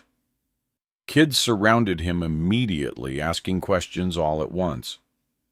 Brett smiled faintly despite the pain. "Easy," he muttered. "My head already hurts." Leon Baxter appeared from the back office, carrying coffee. "You famous now," Leon said. "Temporary." Leon handed him a cup. "You see the numbers online now. That knockout bought this gym another 10 years. Brett leaned against the ring apron quietly. Maybe. Or maybe it bought lawyers more motivation. That afternoon, local news vans started parking outside the gym. Reporters wanted interviews, photos, human interest segments. The washed-up fighter, who shocked the world. Brett declined almost all of them. That confused people. Most fighters chased attention after wins like this. Brett returned to teaching the 4 p.m. youth class instead. Footwork drills, jab mechanics, breathing discipline. Simple things. At 5:17 p.m., his phone vibrated. Caroline Pierce. Brett stepped into the office and answered. "You back in Cleveland?" she asked. "Yeah." "How'd the locker room conversation go?" Brett sat carefully in the old office chair. "About how you'd expect." Caroline was silent briefly. "Vanessa angry, confused first. That's usually worse." Rain tapped softly against the office windows, while voices echoed faintly from the gym outside. Caroline's tone sharpened slightly. "You need to understand something now, Brett. This stops being emotional from this point forward. It already is." "No," she corrected calmly. "You think it is. Vanessa and Holloway are about to turn this into strategy." Brett rubbed the bridge of his nose. "What happens next? Pressure." "How?" "They'll try public narrative first." Brett frowned slightly, meaning Caroline didn't hesitate. You're the quiet fighter who secretly moved money before divorce. That story sells fast if they shape it correctly. Brett stared toward the gym floor outside his office. Kids laughed while skipping rope near the ring. Ordinary life continuing. Caroline continued. Do not post online. Do not defend yourself publicly. Do not argue emotionally through texts. I wasn't planning to.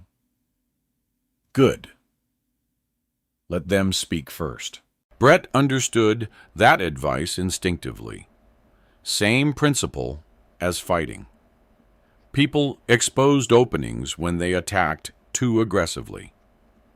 That night, Vanessa finally returned to Cleveland. She didn't come home immediately.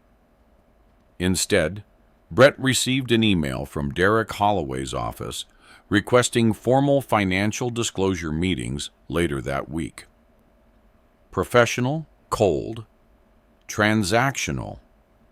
The marriage now existed entirely through legal language. 3 days later, the first article appeared. Local champion accused of hiding millions before divorce. Then another. Inside Brett Ross's controversial trust structure. The articles carefully avoided direct accusations, but the implication remained obvious. Manipulation, deception, financial concealment. Sports blogs spread the story quickly because scandal traveled faster than discipline. Reporters started appearing outside South Harbor Fight Club daily. Some shouted questions as Brett unlocked the doors each morning. Did you intentionally hide assets from your wife? Is the trust a fraudulent transfer? Did Vanessa Ross know about Ethan Cole? Brett ignored all of it.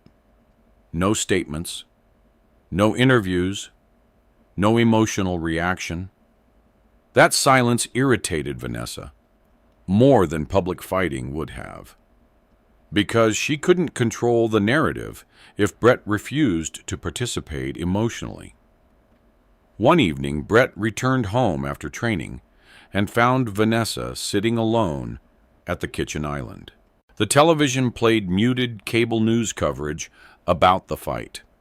His knockout replay looped endlessly across the screen. Vanessa looked exhausted now, not glamorous, not polished. Angry people rarely slept well. You're making me look like a villain, she said immediately. Brett removed his wet jacket slowly. I haven't said anything. That's exactly the problem. He opened the refrigerator calmly. You filed for divorce after the fight. You moved millions into a trust. For Ethan. That's not the point. Brett closed the refrigerator door gently, then looked at her. That actually is the point. Vanessa's jaw tightened. You think you're morally superior because you gave money away? No. Then what? Brett stayed quiet for a second. You waited until you thought I was valuable. The sentence landed hard. Vanessa looked away immediately. That told him enough. You have no idea what it's like, she snapped suddenly, watching everyone else move forward while you stay stuck. Brett frowned slightly. Stuck? Yes. Brett. I built everything in this house while you trained teenagers in a broken gym. Interesting. Not we built. I built. Brett studied her carefully now. For the first time, she sounded less calculated and more honest than usual. That gym kept me alive, he said quietly. Vanessa laughed bitterly. It also kept you small. The kitchen fell silent. Outside, rain hit the windows harder now. Finally, Brett asked the question sitting underneath everything else. When did you decide to leave? Vanessa didn't answer immediately. That hesitation mattered. Then she whispered, probably before the fight got announced. Brett nodded slowly. Again, not surprised. Just confirmed. Vanessa rubbed both hands against her temples. You think this was all about money? A lot of it was. That's not fair. There's that word again. She looked up sharply. You know what your problem is, she said. You always act calm, so nobody can accuse you of being cruel. Brett leaned against the counter silently. Vanessa continued. You hide behind silence because it makes everyone else look emotional. That observation actually interested him. Maybe there was truth in it. Years fighting taught men dangerous emotional habits. Control became armor eventually. Still, Brett understood one thing clearly now. Vanessa didn't regret leaving. She regretted losing leverage. His phone buzzed suddenly on the counter. Caroline Pierce. Brett answered immediately. What happened? He asked. You need to come downtown tomorrow morning, Caroline said. Her voice sounded sharper than usual. Why we found financial movement. Brett straightened slightly. What kind of movement?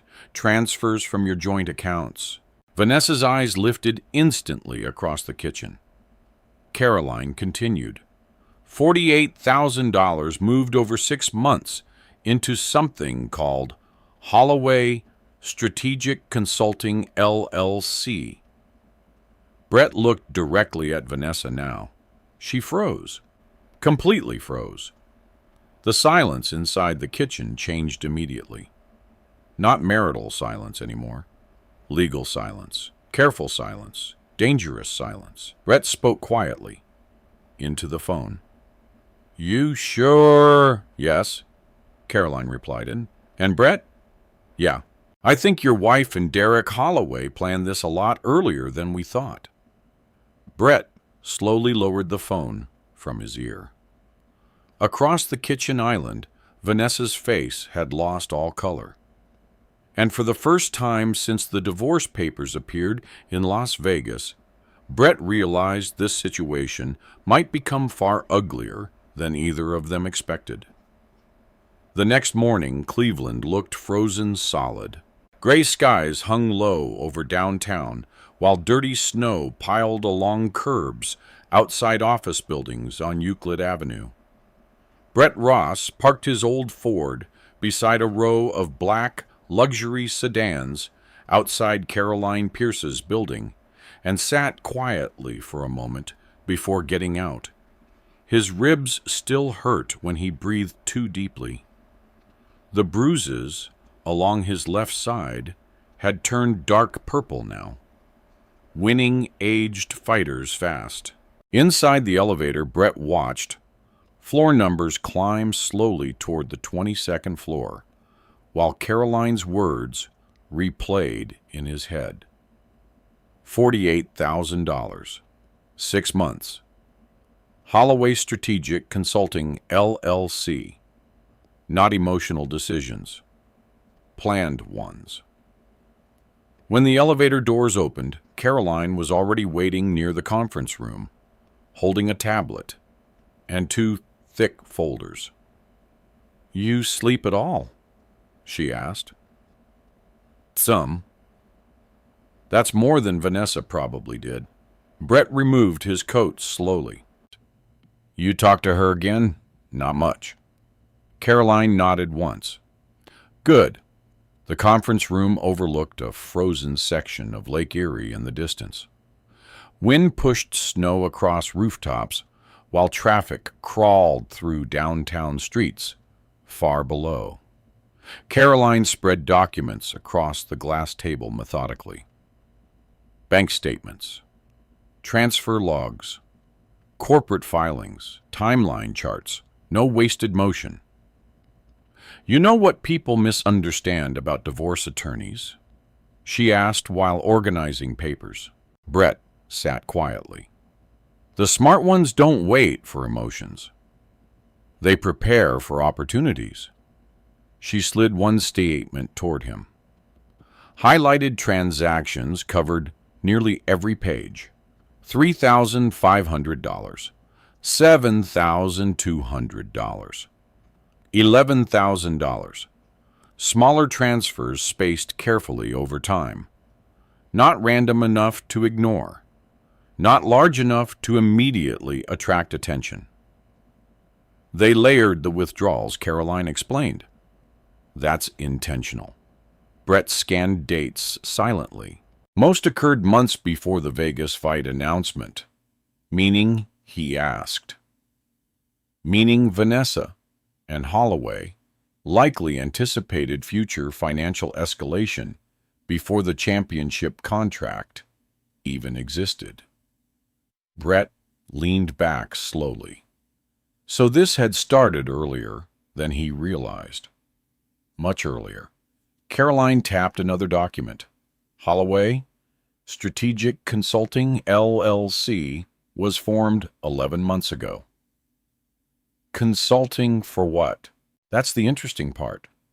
Caroline folded her arms. Nothing legitimate we can find. Brett looked toward the snowy windows briefly. Outside Cleveland looked cold enough to preserve secrets forever. Caroline continued. The LLC shares a mailing address with a commercial office suite Derek Holloway uses for secondary business registrations. So he was taking money directly. Possibly. Legally, Caroline gave the faintest shrug. That depends what he called it. Brett rubbed at his jaw slowly. Retainers. Consulting fees, pre-divorce planning. There were dozens of ways attorneys structured money if clients cooperated early enough. Caroline watched him carefully. You're angry. No. Yes, you are.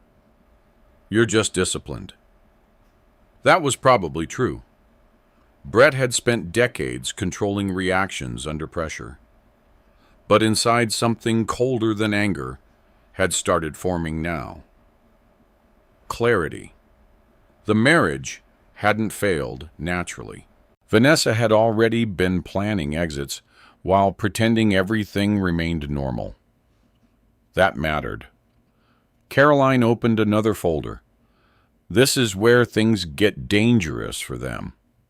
Inside sat printed email chains. Brett frowned immediately. Where'd those come from? Discovery requests through Silver Strike Promotions. She slid the pages across the table. Vanessa Ross Vross at northpointrealty.com. To Silver Strike Financial Operations. Subject Championship Payout Timeline Inquiry. Brett read silently. Hello. Could you confirm approximate disbursement timing for athlete compensation? Following the Ross-Voss event, specifically regarding pay-per-view percentage release dates. Thanks, Vanessa Ross. The email was sent 16 days before the fight. Brett's expression hardened slightly. She was already planning division strategy, Caroline said calmly. Another email followed. Would payouts remain separate if delayed beyond filing dates? Another. Can percentages be frozen during active domestic proceedings? Caroline watched Brett carefully while he read. No spouse sends those questions casually, she said. No, and Holloway definitely coached the language. Brett placed the papers back onto the table, slowly. For a while, neither spoke. The heating vents hummed softly above them. Finally, Brett asked, What happens now? Caroline leaned back in her chair. Now we stop treating this like betrayal and start treating it like sequencing. He frowned slightly, meaning courtrooms care about timelines more than feelings. That sentence stayed in the air. Caroline stood and walked toward the windows overlooking downtown. You know why your trust structure works so well? Because it's legal. No. She turned toward him. Because it happened before they acted. Brett understood immediately. Preparation beat reaction. Same rule as fighting, Caroline continued. Vanessa assumed she controlled timing. That was her biggest mistake. Brett stared at the frozen city below. Vanessa had always believed she understood positioning better than him, socially, financially, emotionally. Maybe she still did in some ways. But she underestimated patience. That mistake was becoming expensive. Later that afternoon, Brett returned to South Harbor Fight Club. Snow fell harder now, covering old potholes along East 55th Street, while local radio stations debated whether his Vegas knockout ranked among the greatest comebacks in combat sports history. Brett barely listened. Inside the gym, teenagers trained beneath buzzing fluorescent lights, while Leon Baxter fixed a torn speed bag mount near the ring. Leon glanced up when Brett entered. You look worse than yesterday. Feel worse, too. Leon snorted quietly. Good. Means you actually fought. Brett dropped his gym bag near the office. You busy tonight? Leon asked. Why? Leon tossed him a sports magazine. Brett's bloodied face covered the front page. Champion again. Brett stared at it without expression. Crazy world, Leon muttered. 3 weeks ago, nobody remembered your name. That part interested Brett more than the article itself. Success changed public memory instantly. Now, people treated him like he had always mattered. The gym door opened suddenly behind them. Vanessa walked inside. Everything in the room shifted slightly. The teenagers recognized her immediately from fight broadcasts and social media clips. Some whispered quietly. Vanessa ignored them. She wore a long camel-colored coat and dark sunglasses despite the cloudy weather outside. Brett looked at Leon once. Leon understood immediately and walked toward the back storage room without speaking. Vanessa approached the ring slowly. We need to talk. Brett stayed seated on the ring apron. Okay.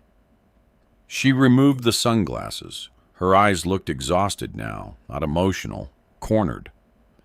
You had Caroline investigating me. You had Derek planning divorce timing before the fight. That's not the same thing.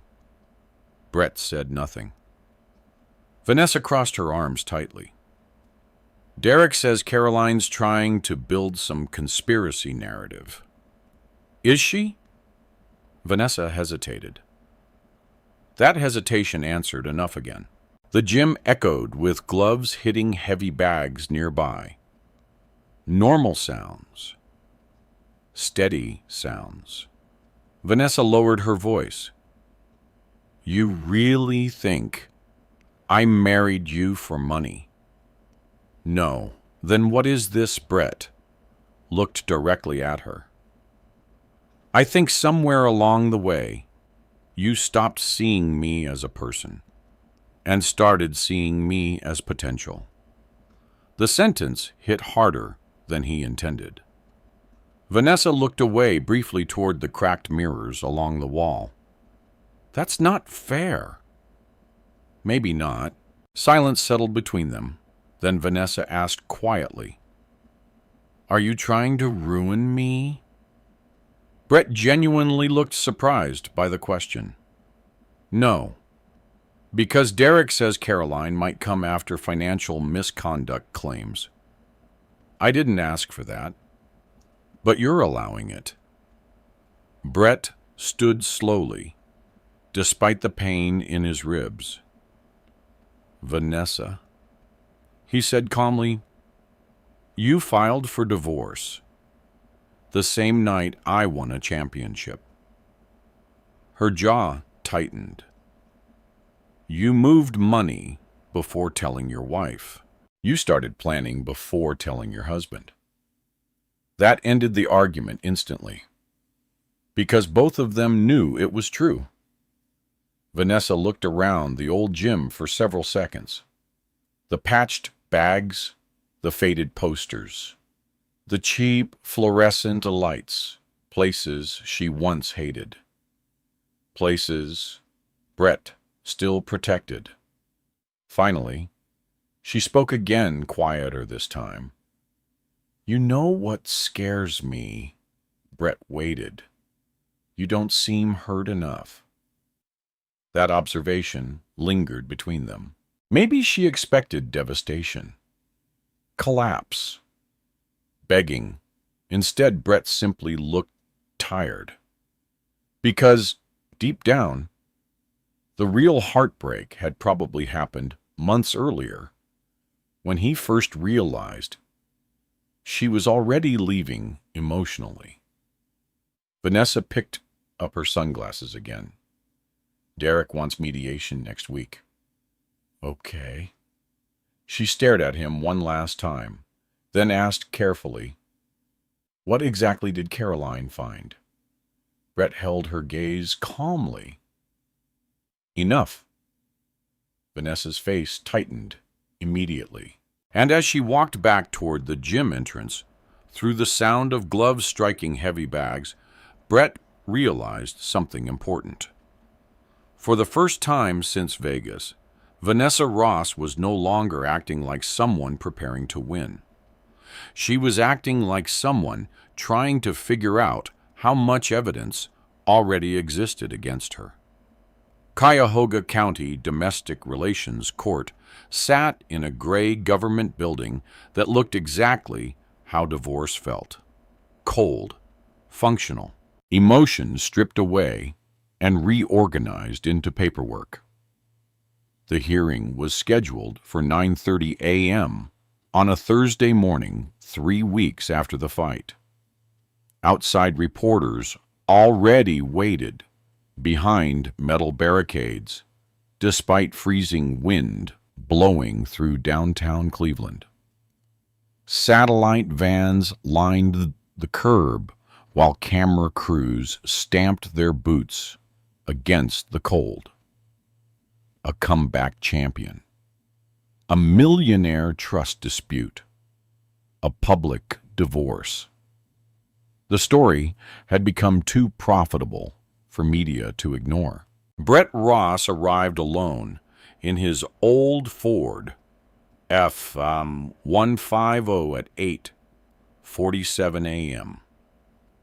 No bodyguards, no PR team, no entourage. He wore a charcoal suit Leon Baxter had convinced him to buy after Vegas. The jacket fit awkwardly across his shoulders from years of fighting, but Brett barely noticed. His knee still hurt walking up courthouse steps.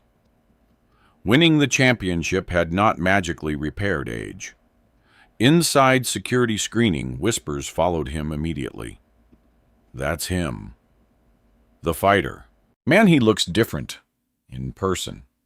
Brett ignored all of it. He had spent too many years inside locker rooms to care about spectators now. Caroline Pierce waited near courtroom 4B, holding 2 legal folders and a coffee she probably forgot to drink. "You sleep?" she asked quietly. "Enough. That's more than Holloway." Brett looked at her. Caroline adjusted the folders beneath one arm. He requested emergency review motions twice this week. Judge denied both. Interesting. Pressure was building on the other side now. Courtroom 4B smelled faintly like old paper and industrial cleaning chemicals. Fluorescent lights buzzed overhead while attorneys shuffled documents across wooden tables. Vanessa sat beside Derek Holloway, near the front already. Perfect posture. Cream-colored blazer. Hair immaculate. From a distance, she looked calm enough for magazine photography. But Brett noticed small things. Tight jaw. Restless fingers. The way she kept checking Derek's reactions before speaking. That wasn't confidence. That was dependency. Derek looked worse. Still polished. Still expensive. But tired around the eyes now. Too many late nights. Too many phone calls. Caroline leaned closer toward Brett before they sat down. "Remember," she said softly, "courtrooms, reward, discipline." Brett nodded once. Discipline, he understood. Judge Eleanor Whitaker entered exactly at 9:31, early 60s, sharp silver hair, former financial litigation attorney before moving to family court. People online called her the spreadsheet judge because emotional arguments irritated her visibly. That worked in Brett's favor. Everybody stood. Then the hearing began. Derek Holloway opened aggressively. As the court can clearly see, he said smoothly while pacing beside the counsel table, Mr. Ross transferred anticipated marital assets into a protected structure shortly before filing became imminent. He sounded polished, controlled, practiced. Derek displayed timelines on courtroom monitors showing the trust creation shortly before the fight. The timing itself demonstrates intent. He argued this was a calculated maneuver to deprive Mrs. Ross of equitable access to marital property. Judge Whitaker looked down over reading glasses. Future property rights, assigned before realization, are not automatically fraudulent, Mr. Holloway. Derek nodded carefully. Correct, Your Honor. However, concealment and strategic deprivation absolutely matter. Concealment. Interesting word choice. Brett sat quietly beside Caroline, without reacting. The courtroom gallery behind them remained packed with reporters, pretending not to be fascinated. Derek continued. Mrs. Ross supported Mr. Ross financially during years of athletic decline. The sudden restructuring immediately before a massive payout, Caroline stood. Objection to characterization. Sustained. Judge Whitaker replied immediately. Proceed factually. Derek adjusted course smoothly. Factually, then, Your Honor, the trust effectively removed over $2 million from marital consideration immediately prior to divorce filing. Judge Whitaker turned toward Caroline. Ms. Pierce. Caroline rose slowly. No dramatic gestures, no raised voice. Just precision. Your Honor, opposing counsel keeps implying sequence without fully presenting sequence. She pressed a remote. A new timeline appeared across courtroom monitors. Dates, contracts, emails, bank transfers, structured cleanly. The trust structure was initiated before Mrs. Ross filed for dissolution. Caroline said calmly. More importantly, before any marital separation discussion was disclosed by Mrs. Ross herself. Vanessa shifted slightly beside Derek. Caroline continued. Mr. Ross assigned contingent future rights into an irrevocable educational and neurological recovery trust benefiting his deceased sister's child and injured combat athletes. Judge Whitaker studied the documents quietly. Caroline moved to the next screen. This is not offshore concealment, not shell storage, not hidden ownership retention. She paused briefly. It is documented charitable and educational allocation. Derek stood immediately. With suspicious timing, Caroline looked directly at him. Yes, she said calmly. Timing matters enormously in this case. Something in her tone changed the air inside the courtroom. Brett noticed Judge Whitaker noticing it too. Caroline pressed another button. A new exhibit appeared on screen. Vanessa's email to Silver Strike Promotions. The courtroom became noticeably quieter. Caroline read aloud. Could you confirm approximate payout timing following the Ross-Voss event? Another screen. Would payouts remain separate if delayed beyond filing dates? Another, can percentages be frozen during active domestic proceedings? Derek's jaw tightened visibly now. Vanessa stared downward at the table. Caroline folded her hands calmly. These emails were sent before filing, she said. Before payout. Before the event itself. Judge Whitaker leaned slightly forward. To clarify, she asked, Mrs. Ross was already strategizing payout timing before dissolution filing. Caroline answered immediately. Yes, Your Honor. Derek stepped in quickly. My client simply sought financial understanding during marital uncertainty. Caroline didn't even look at him. Instead, she pressed another button. Bank statements appeared next. Highlighted transfers, amounts, dates, destination accounts, Holloway Strategic Consulting, LLC. The courtroom atmosphere shifted instantly. Not emotionally, legally. Judge Whitaker's expression hardened slightly for the first time all morning. Caroline spoke carefully now.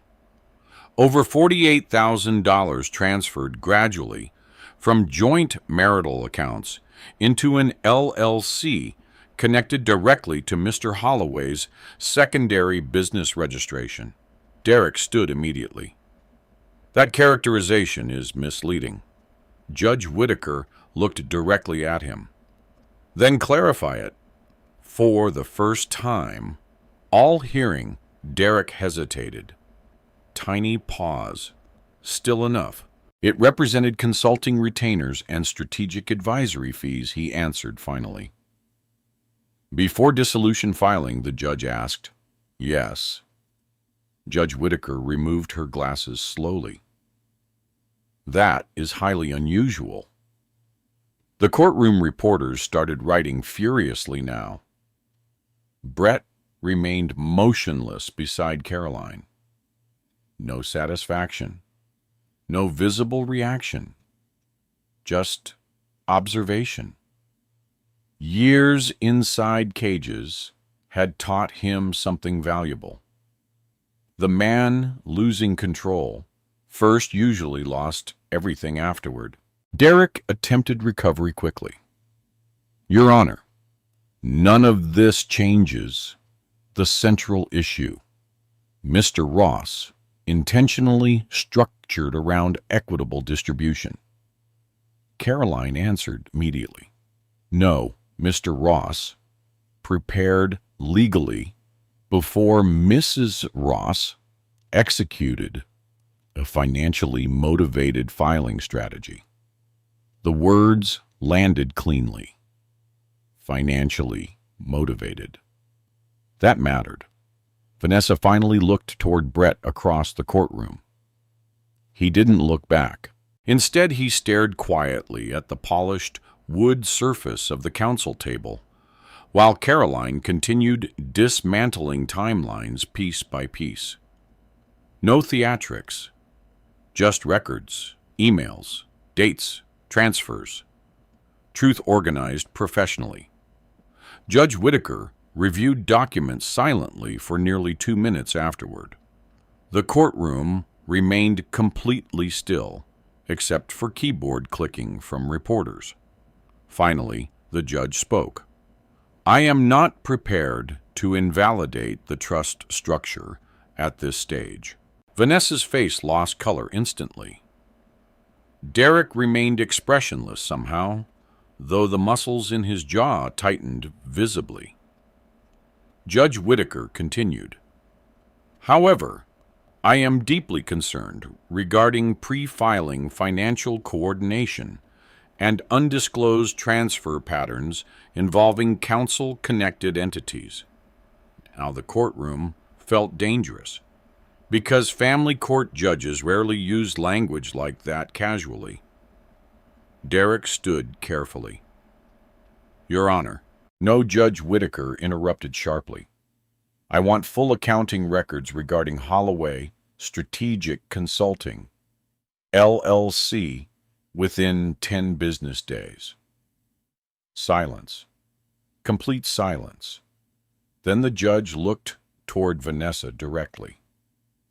"And Mrs. Ross, I strongly advise full transparency moving forward." Vanessa nodded stiffly. Brett finally looked at her then, for just a second. She looked smaller somehow now. Not physically, structurally, like someone realizing the ground beneath them wasn't stable anymore. Judge Whitaker scheduled continued proceedings for the following month before striking the gavel once. Hearing adjourned. Instant chaos followed. Reporters rushed into hallways. Attorneys gathered papers rapidly. Court officers shouted directions. Derek leaned toward Vanessa, speaking urgently in low tones, while Caroline calmly closed her folders beside Brett. "You did good," she said quietly. "I didn't do anything." Exactly. That was the point. Outside courtroom 4B cameras exploded the moment the doors opened. Questions flew immediately. "Mr. Ross, any comment on the allegations? Did Vanessa Ross know about the trust?" "Mr. Holloway, are you under investigation?"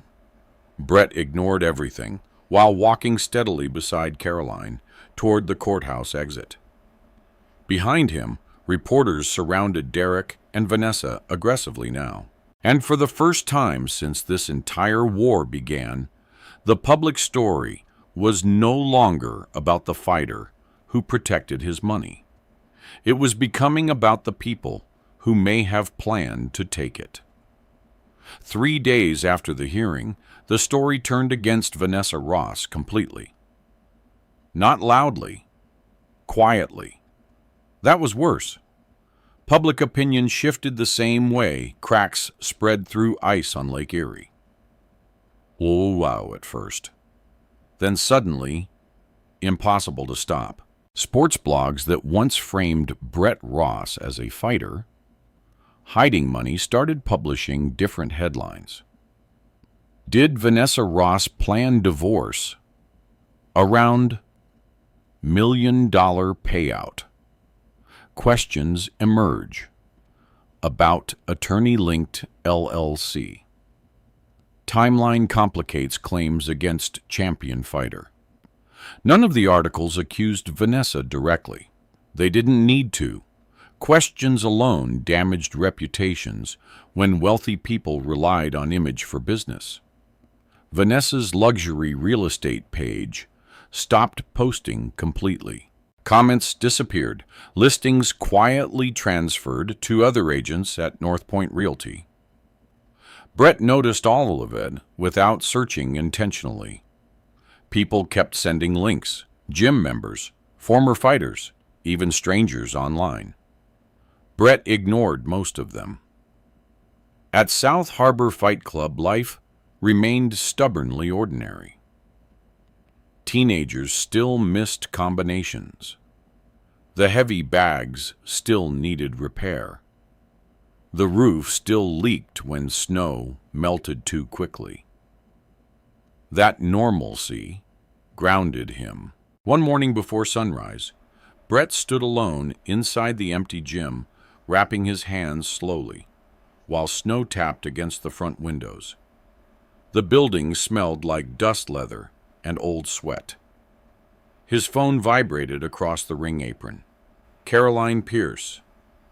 "You awake?" she asked. "Usually." "Good. We got Holloway's accounting disclosure." Brett tightened the wrap around his wrist. And a pause. Then Caroline exhaled softly. "It's worse than I expected." That got his attention. Brett sat down slowly on the edge of the ring. "What did you find?" "Transfers categorized as strategic consultation fees." "That's legal, though, right?" "Sometimes." Brett waited. Caroline continued carefully. "The problem is timing and overlap." He frowned slightly. Holloway was accepting money from Vanessa personally, while simultaneously positioning himself for percentage exposure involving your future earnings. Brett understood enough immediately. Conflict, self-interest, preparation. Caroline lowered her voice slightly. "And Brett, there are messages." "What kind of messages?" "Not criminal, but ugly."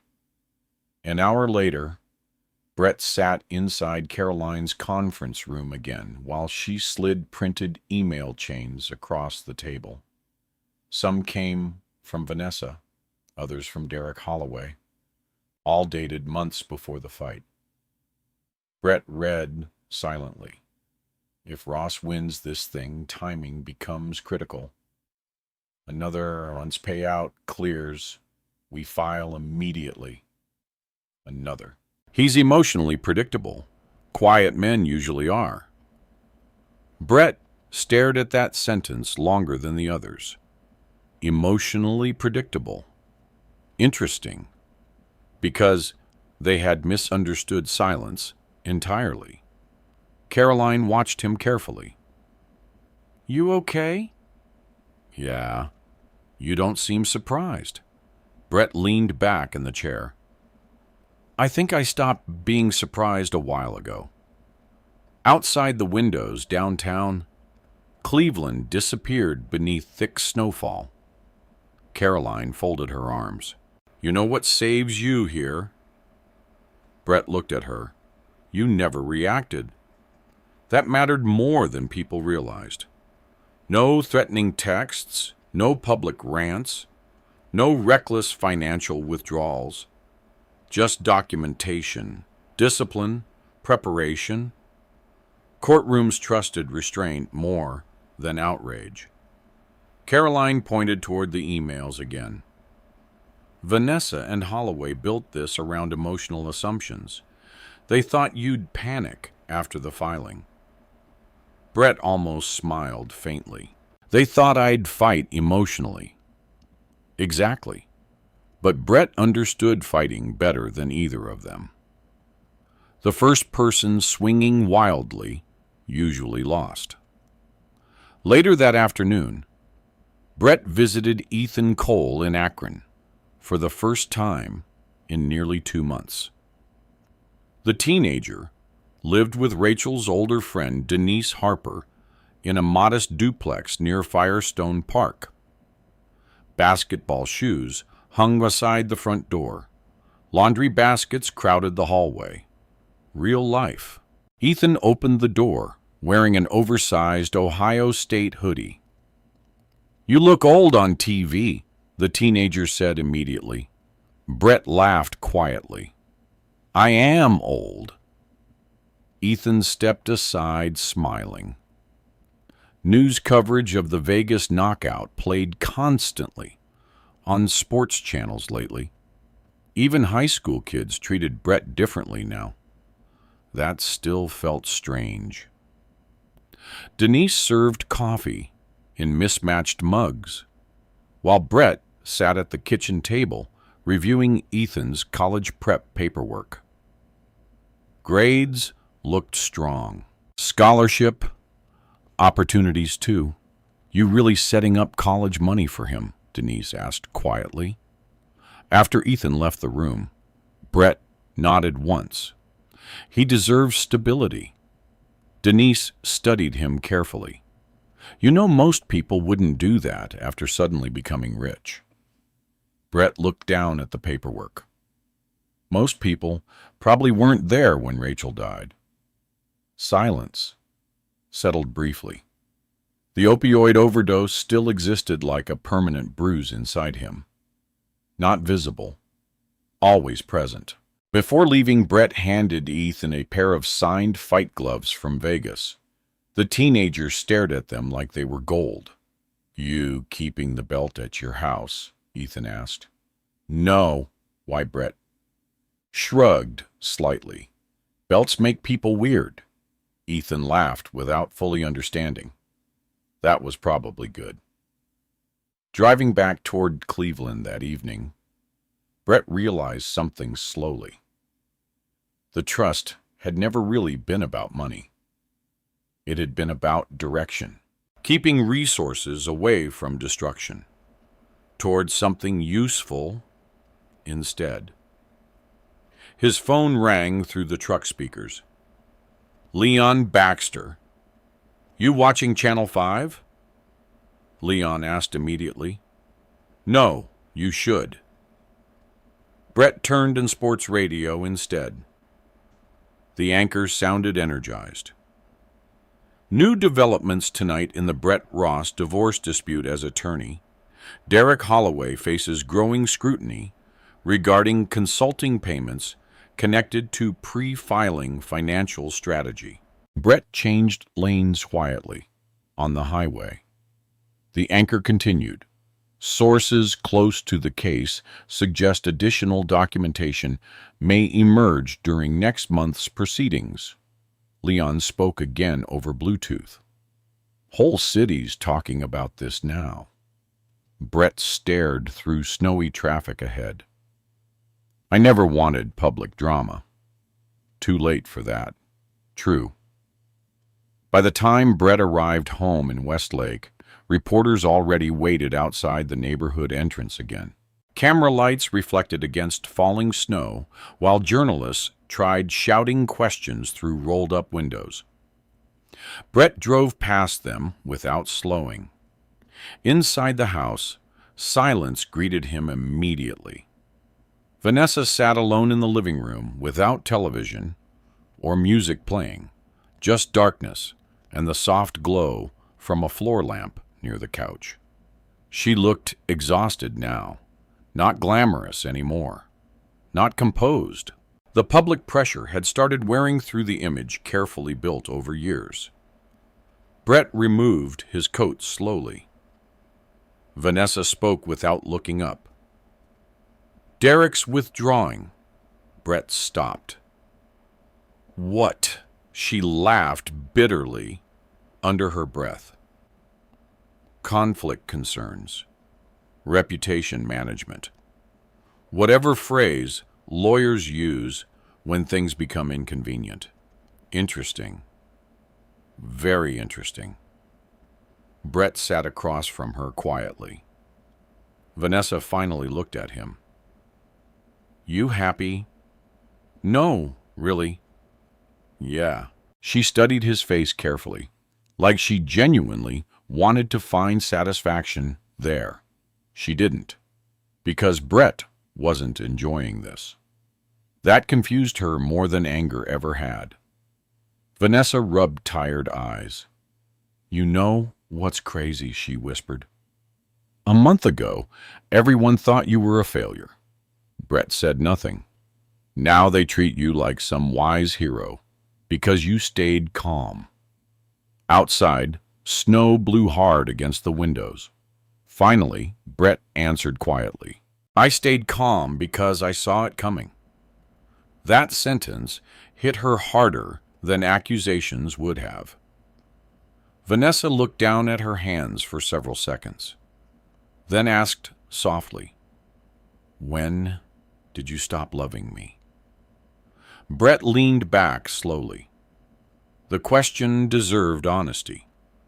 "I don't think I stopped," he admitted. "I think I stopped recognizing you." Silence swallowed the room afterward. Heavy silence. Final silence. Vanessa's eyes watered briefly, though she blinked it away immediately. Not because she suddenly regretted everything, but because truth sounded different once all the strategy collapsed around it. Upstairs, the house creaked softly in winter wind. Two people sat across from each other in the same living room they once designed together years earlier. Only now there were no more performances left. No cameras, no social media smiles, no carefully timed plans. Just consequences. And somewhere deep down, Vanessa Ross was beginning to understand something terrifying. Brett Ross had never beaten her with money.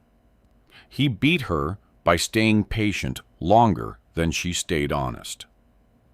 Derek Holloway officially withdrew from the case the following Monday at 8:12 a.m. The filing reached local legal reporters within the hour. By noon, sports media picked it up too. High profile. Attorney exits Ross divorce case. Questions remain about consulting payments. The articles avoided direct accusations again. Professional people preferred careful language when liability existed. Still, everyone understood what withdrawal meant. Derek Holloway no longer believed the situation could protect his reputation. Vanessa Ross sat alone in a private mediation office 3 days later, wearing a gray wool coat and no jewelry except her wedding ring. Even that looked accidental now. The office belonged to a neutral arbitration firm near Public Square, downtown. Soft lighting, quiet hallways, expensive coffee machines trying too hard to calm angry people. Brett arrived exactly on time, carrying nothing except a black folder Caroline Pierce had prepared for him. No reporters waited outside this time. The media cycle had already moved on to newer scandals. That was another thing Brett understood now. Public attention disappeared faster than pain did. Inside the mediation room, a long wooden table divided both sides neatly. Vanessa sat at one end, Brett at the other, two attorneys in between. Not husband and wife anymore, just opposing structures. The mediator, a silver-haired former judge named Robert Hensley, adjusted his glasses while reviewing paperwork. "Before we begin," he said calmly, "I'd like to remind everyone the purpose here is resolution, not punishment." Caroline nodded once. Vanessa looked exhausted. Brett remained unreadable. Hensley continued, "Mrs. Ross has agreed to withdraw any further challenge against the irrevocable trust structure. That happened faster than Brett expected." Vanessa avoided eye contact entirely. Caroline slid a document across the table. In exchange, she explained professionally, Mr. Ross agrees not to pursue additional public claims regarding reputational damages connected to prior media allegations. Brett glanced briefly at the paperwork. Clean separation. No revenge clauses. No humiliation strategy. Just endings. That mattered to him. Vanessa finally spoke quietly. So you really don't want anything from me? Brett looked at her calmly. I want this finished. Something about that answer hurt her more than anger would have. Maybe because anger still implied emotional investment. Indifference felt colder. The mediator reviewed additional asset divisions carefully. The Westlake house would be sold. Retirement accounts split legally. Joint savings adjusted after reimbursement calculations involving the Holloway transfers. Vanessa would repay a portion of the $48,000 withdrawn improperly before filing. Not all. Enough. Caroline had explained earlier that total destruction rarely helped anyone in family court. Judges respected proportionality. So did Brett. An hour into mediation, Vanessa finally looked directly at him for the first time all morning. You could have buried me publicly, she said quietly. Brett said nothing. It wouldn't have been hard. Still silence. Vanessa laughed faintly under her breath. That's the part I still don't understand. The mediator excused himself briefly afterward to prepare updated drafts. Once the room emptied slightly, Vanessa leaned back in her chair, staring toward the frosted windows overlooking downtown Cleveland. Snow drifted softly between buildings outside. You know what Derek said after Vegas? She asked suddenly. Brett waited. He said, quiet men are dangerous because nobody notices when they stop caring. Brett folded his hands together slowly. He was wrong. Vanessa looked at him. About what I cared the whole time. That landed heavily, because it was true. Brett had not built the trust to hurt her. He built it because he finally accepted she was already leaving emotionally. There was a difference. Vanessa rubbed her forehead tiredly. I didn't plan for things to become this ugly. No one does. That's not true, she said softly. I did plan parts of it. Honesty again. Late honesty. The kind people offered after leverage disappeared. Brett appreciated it more than excuses, at least. Vanessa continued quietly. I was angry for years. At me, at my life. Brett watched her carefully now. No cameras, no courtroom, no audience. For the first time in months, she sounded less strategic and more human. I kept waiting for things to change, she admitted. Waiting for you to become who people said you could become. Brett looked down briefly at the mediation table. And when I didn't, you stayed in that gym. Her voice cracked slightly. You stayed small. That word again. Small. Brett understood something then. Vanessa never truly hated South Harbor Fight Club. She hated what it represented. Limits. Ordinary life. Uncertainty.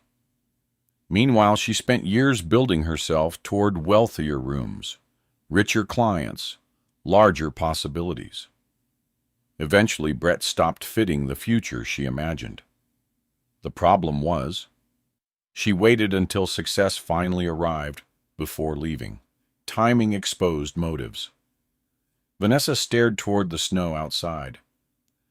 I didn't think you'd win, she whispered. Brett almost smiled faintly. Neither did Vegas. A tiny laugh escaped her unexpectedly. The first genuine sound between them in months. Then silence returned. Long silence. Finally, Vanessa asked the question that had probably been sitting underneath everything since the locker room in Las Vegas. Why didn't you tell me about the trust? Brett answered honestly. Because I needed to know what he looked directly at her. Whether you were waiting for me or waiting for the money. Vanessa's eyes lowered immediately. That was answer enough.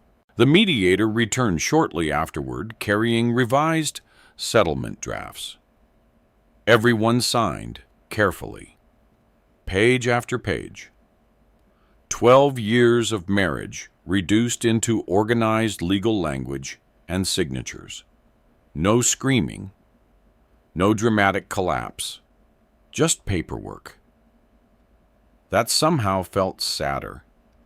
When the final document was completed, Caroline gathered her folders quietly, while the mediator shook hands professionally with everyone. Best of luck moving forward, he said. Nobody answered.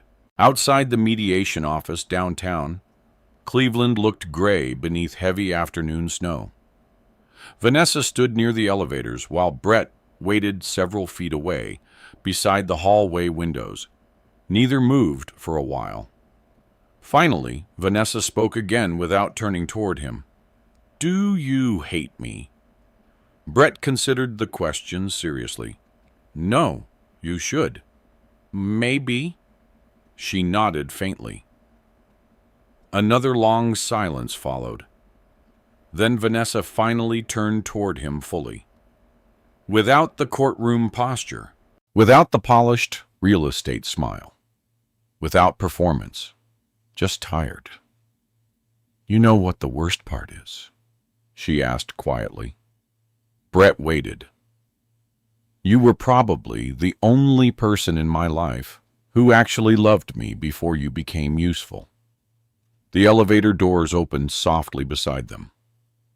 Brett looked at her for several seconds.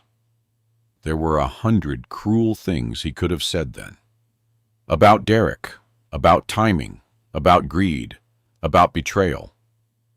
Instead, he simply answered, I think you stopped believing that mattered. Vanessa's eyes watered instantly this time. No hiding it, no controlling it. Just one honest, emotional reaction arriving months too late. Brett stepped into the elevator slowly, his knee aching again from old injuries and cold weather. Before the doors closed, Vanessa asked one final question. What happens now? Brett looked at her quietly. I go back to the gym. Then the elevator doors slid shut between them.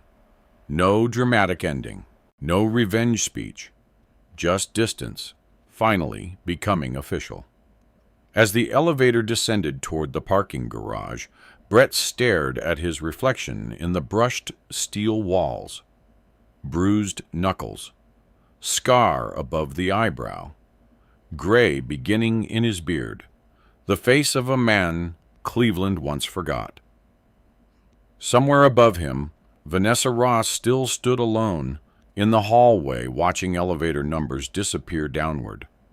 And for the first time since this entire story began, Brett realized something unexpected.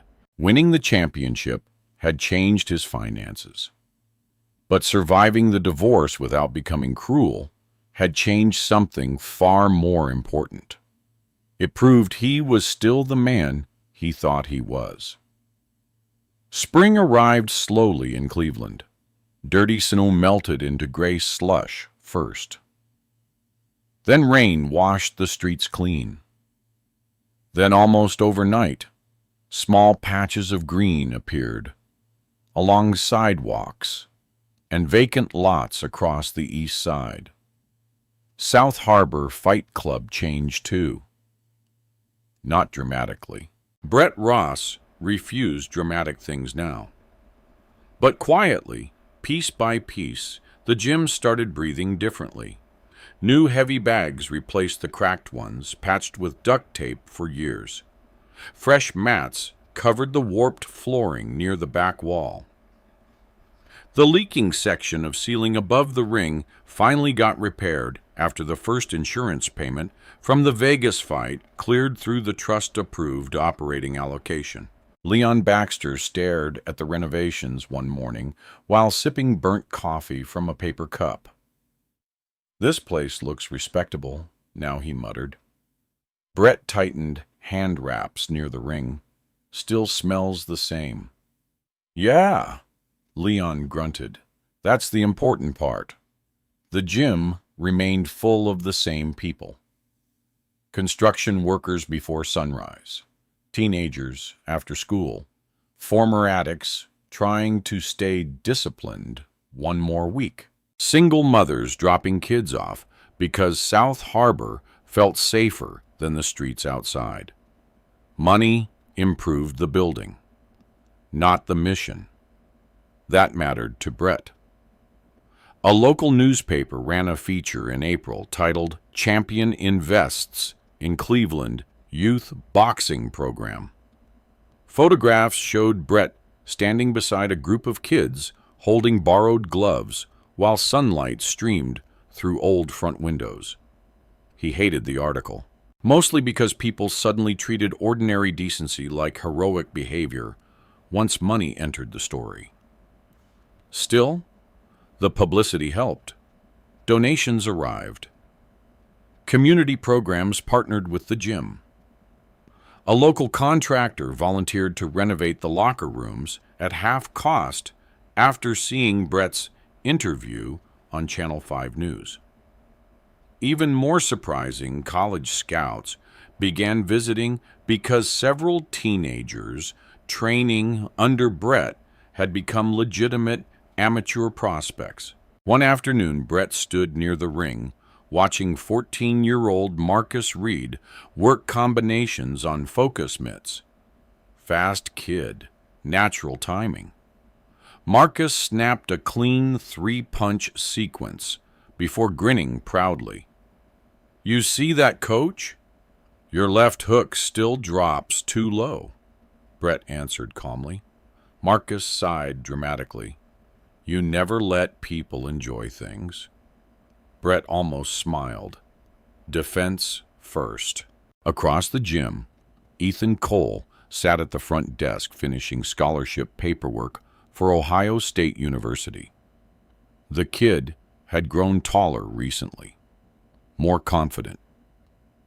2. Stable environments change teenagers fast. Ethan looked up from the paperwork. "You seriously putting the championship belt in the gym?" "Yeah, that thing's worth, like, crazy money." Brett shrugged. "It belongs here." Ethan shook his head, laughing softly. "Normal people buy Lamborghinis after becoming famous. Normal people don't teach your footwork either." "Fair point." The championship belt eventually got mounted inside a glass case near the front entrance beside faded amateur photos from decades earlier. No spotlight, no dramatic display, just part of the gym now. Kids touched the glass constantly anyway. Meanwhile, Vanessa Ross slowly disappeared from Cleveland's social circles. Not completely. People like Vanessa rarely vanished entirely. But invitations stopped arriving as often. Luxury listings moved to younger agents at North Point Realty.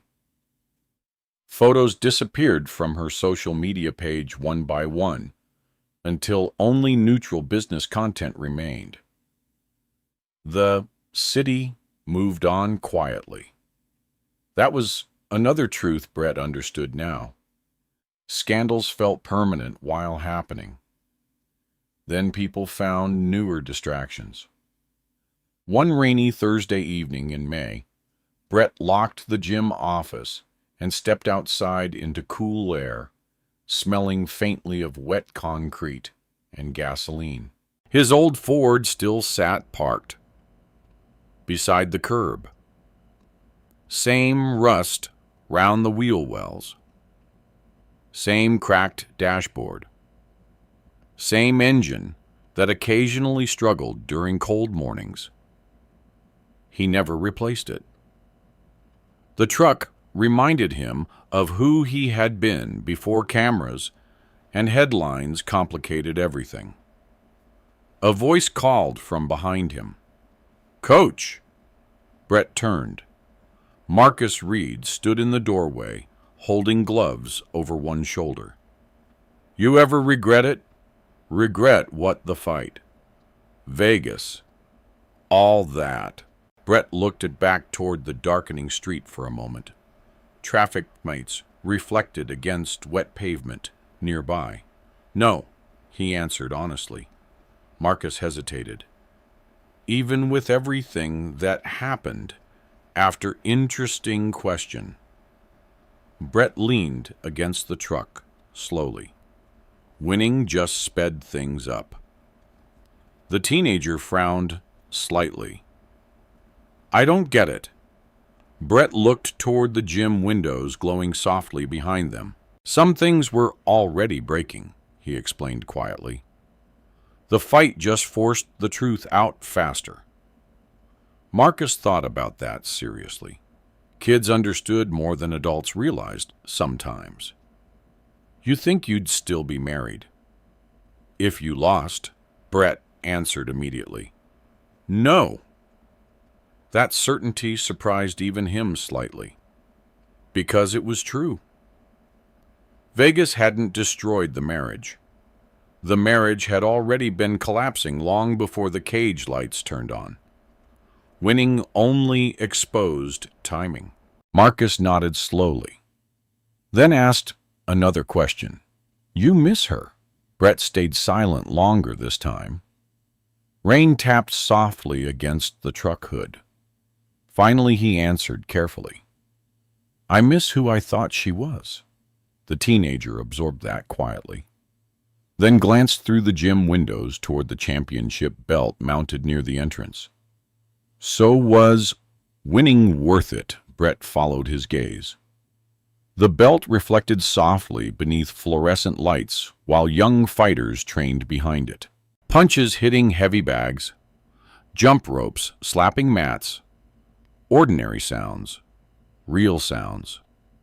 He thought about Vegas, the crowd screaming, the knockout, the divorce papers, the courtroom, the silence afterward.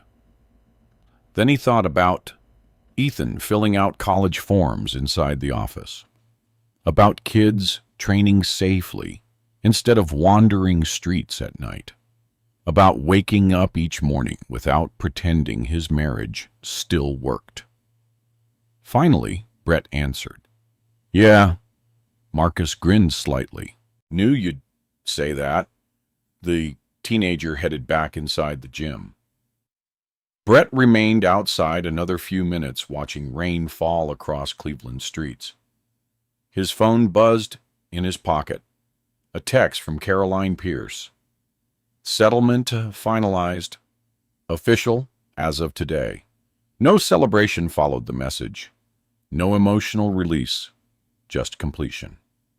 Brett typed back only 2 words. "Thanks, Caroline." Then he slid the phone away. Inside the gym, Leon shouted at someone for dropping their right hand during sparring. A teenager laughed loudly afterward. Life continuing. That mattered. Brett unlocked the truck door slowly, his knee aching slightly from years of damage that would never fully disappear. Before climbing inside, he looked back one more time toward South Harbor Fight Club.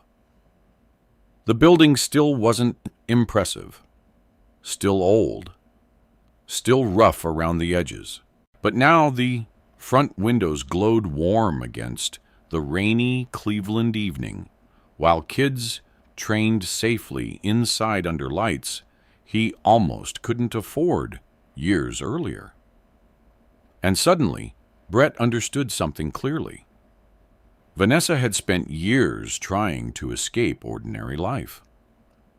Brett had spent years trying to protect meaningful life. Those were not the same thing. The rain grew heavier as he climbed into the truck. A championship belt rested inside a gym instead of a mansion. A trust fund waited for a teenager instead of luxury vacations. And Brett Ross drove home through wet Cleveland streets, realizing he no longer needed the world to misunderstand him correctly. He finally understood himself. 1 year after the championship fight in Las Vegas, Brett Ross woke up every morning at 4:45 a.m. without an alarm. Some habits stayed welded into a man permanently. Cleveland remained dark at that hour. Streetlights reflected against wet pavement, while cold wind rolled off Lake Erie through nearly empty roads. Brett drove the same old Ford F-150 through the city toward South Harbor Fight Club, with black coffee balanced beside him, and local sports radio talking quietly through worn speakers. The announcers barely mentioned his name anymore. That was fine. Fame exhausted him faster than training ever had. When he unlocked the gym each morning, the building greeted him with familiar smells. Rubber mats, dust, leather, bleach, home. The renovations from the previous year had helped, but South Harbor still felt honest. Nothing inside pretended to be luxury. Kids from the neighborhood still arrived before school to train. Construction workers still hit heavy bags before shifts. Old fighters still wandered in carrying stories about damaged knees and broken marriages. Some things never changed. And Brett had learned that stability mattered more than excitement. At 5:10 a.m., Leon Baxter walked through the front doors, carrying 2 coffees and complaining about the weather. "You know," Leon muttered, "normal rich people sleep later." Brett wrapped his hands near the ring. "Normal rich people don't know how to jab." Leon sorted. "Fair enough." The gym filled steadily as dawn approached. Music played softly from old speakers overhead. Gloves cracked against pads rhythmically, while jump ropes slapped the floor in steady patterns. Real work, not performance. That difference mattered deeply now. Ethan Cole arrived around 6:30, wearing an Ohio State hoodie and carrying a backpack stuffed with orientation paperwork. He officially moved into campus housing in 2 weeks. The kid looked nervous, trying not to look nervous. "You got all your documents?" Brett asked. "Yeah." "Financial aid forms?" "Yeah." "Student housing confirmation?" Ethan sighed dramatically. "You ask more questions than airport security."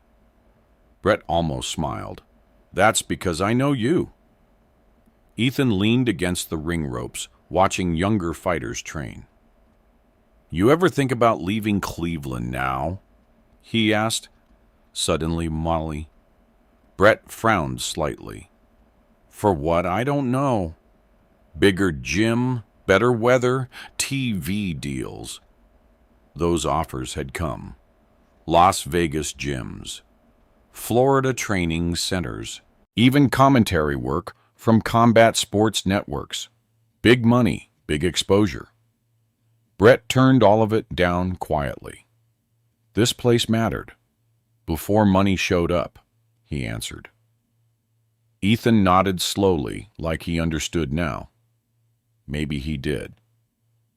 At 8 a.m., a local reporter stopped by the gym asking for another interview about Brett's inspirational comeback story. Brett declined politely again. That confused reporters every time. People still wanted him to become a motivational symbol, a brand, a personality. But Brett understood something most cameras never captured. The real victory had happened after Vegas. Not inside the cage, inside the choices afterward. No revenge tour, no public humiliation, no bitterness poisoning everything. Just boundaries, discipline, forward movement. Around noon, Brett sat alone inside the office, reviewing monthly gym expenses, while rain tapped softly against the windows. A framed photo rested beside the paperwork now.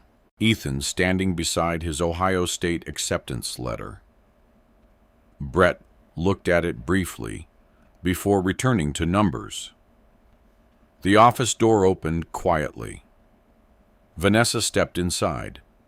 He hadn't seen her in almost 5 months, not since the final property documents cleared. She looked different now, simpler, less polished somehow. No designer coat, no expensive jewelry, just jeans, boots, and a dark sweater, damp from rain outside. Brett leaned back slowly in the chair. Hey. The silence between them felt strange now.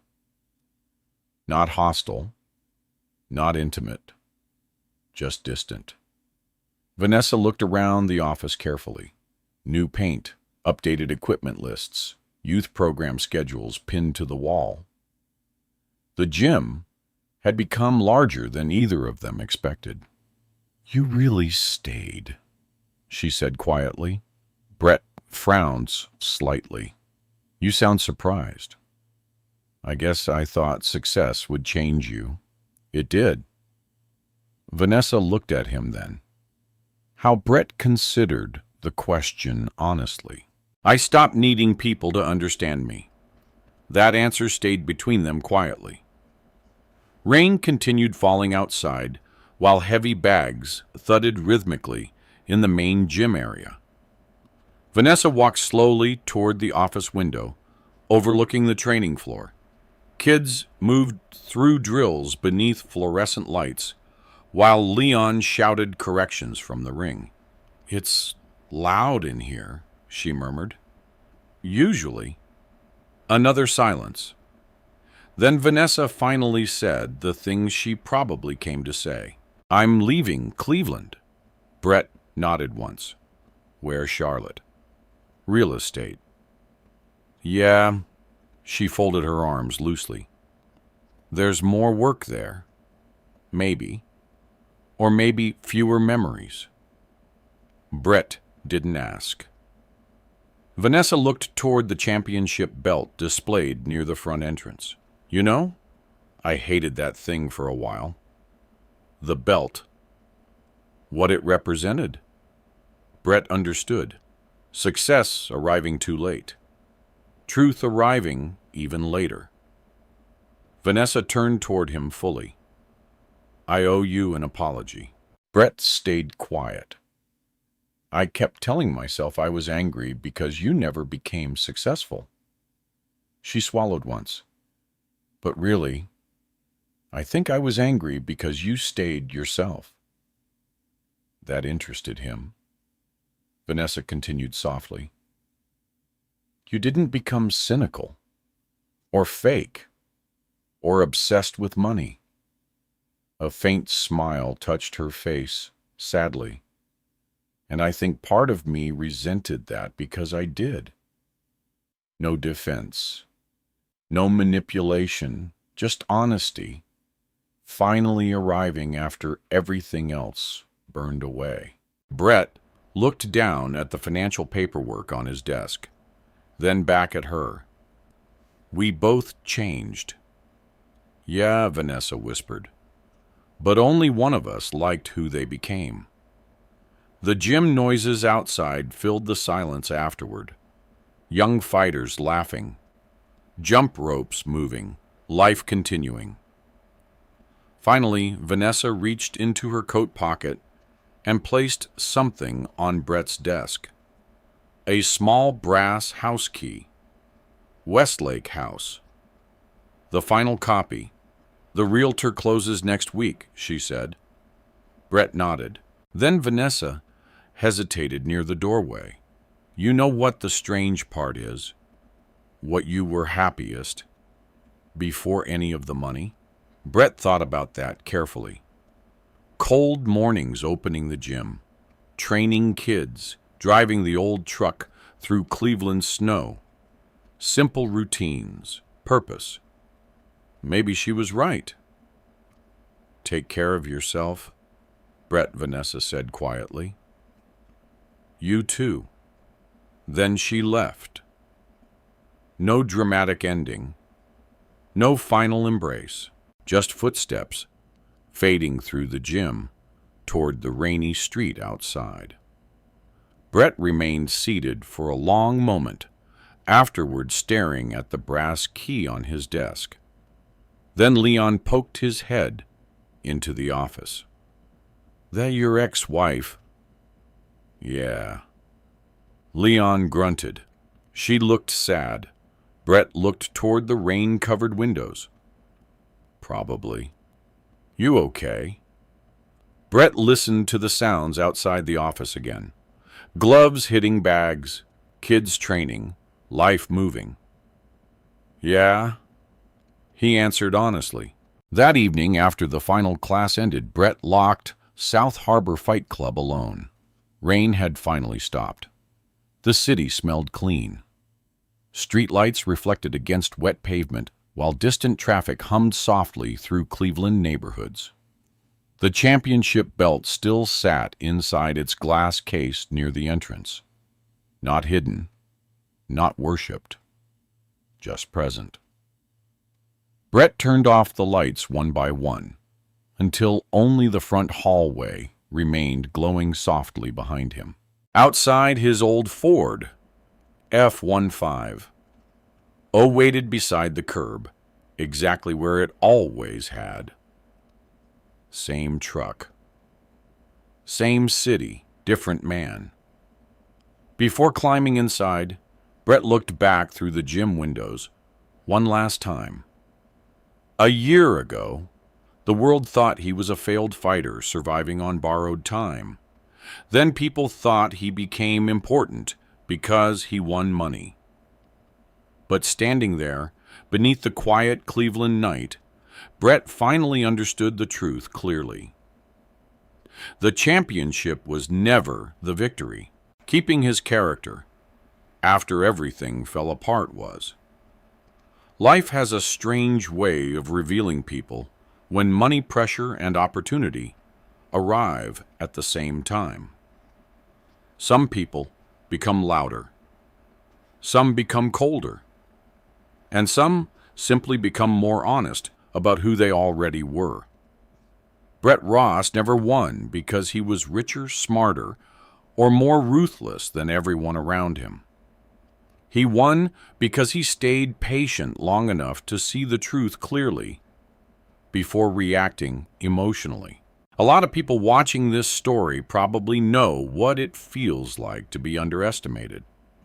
Maybe you stayed quiet while others judged your job, your income, your future, or your worth.